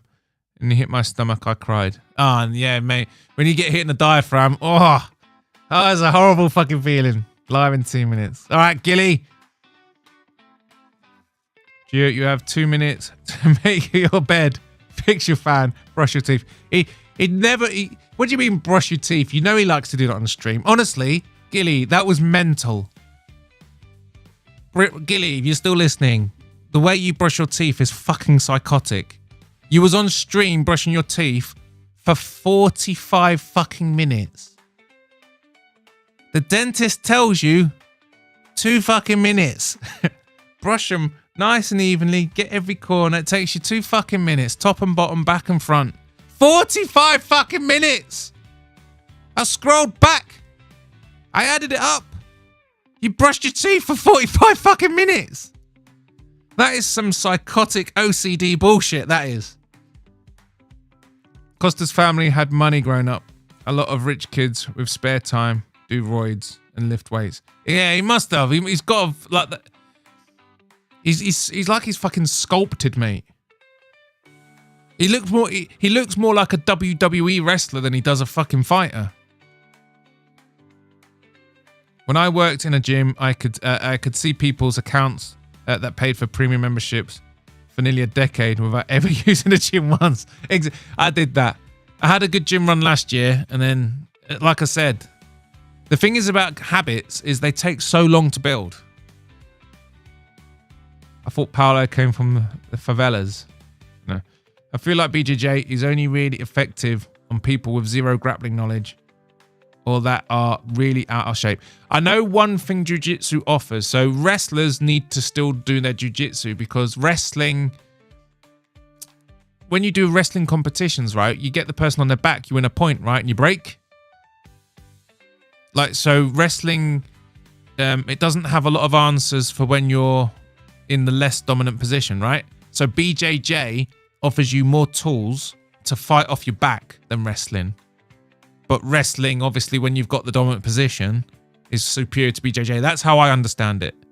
So if you're an elite wrestler and you've also got your jiu-jitsu black belt, you are, I would then say you are a complete, fully rounded grappler.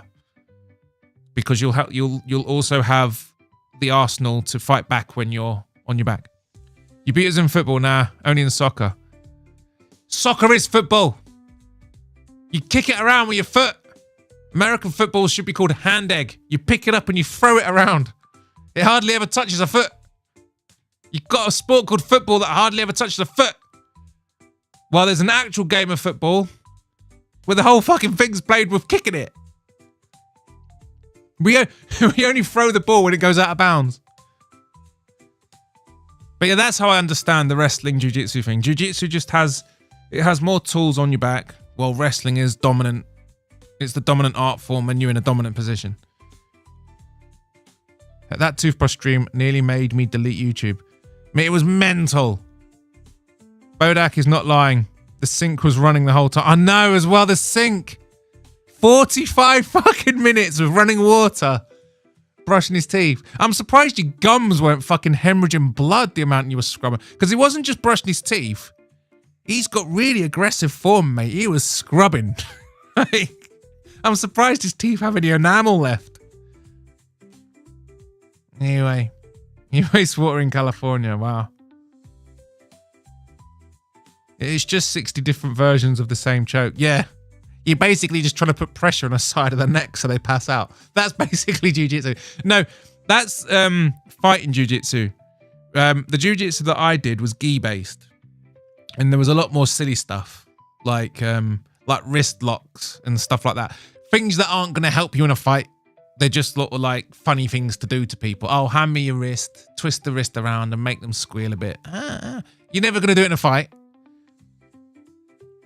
But yeah. Can you rap? No, unfortunately not. Anyway, I'm going to bugger off. Please head over to Gilly if he's actually live.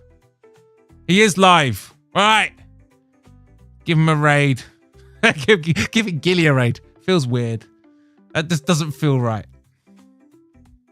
We was beefing like a month ago. All right. Yeah, see you later, guys. I'm back on Tuesday. Same time, 10 o'clock. Thanks for stopping by. Like and subscribe and all that good stuff. If you've got other accounts on other platforms, I'd appreciate it if you follow me there. Remember, if you can get me to 500 subs before the 26th of April, it's not looking good, but if you can, Musical has to do something horrific. But I'll see you on Tuesday. You can'ts.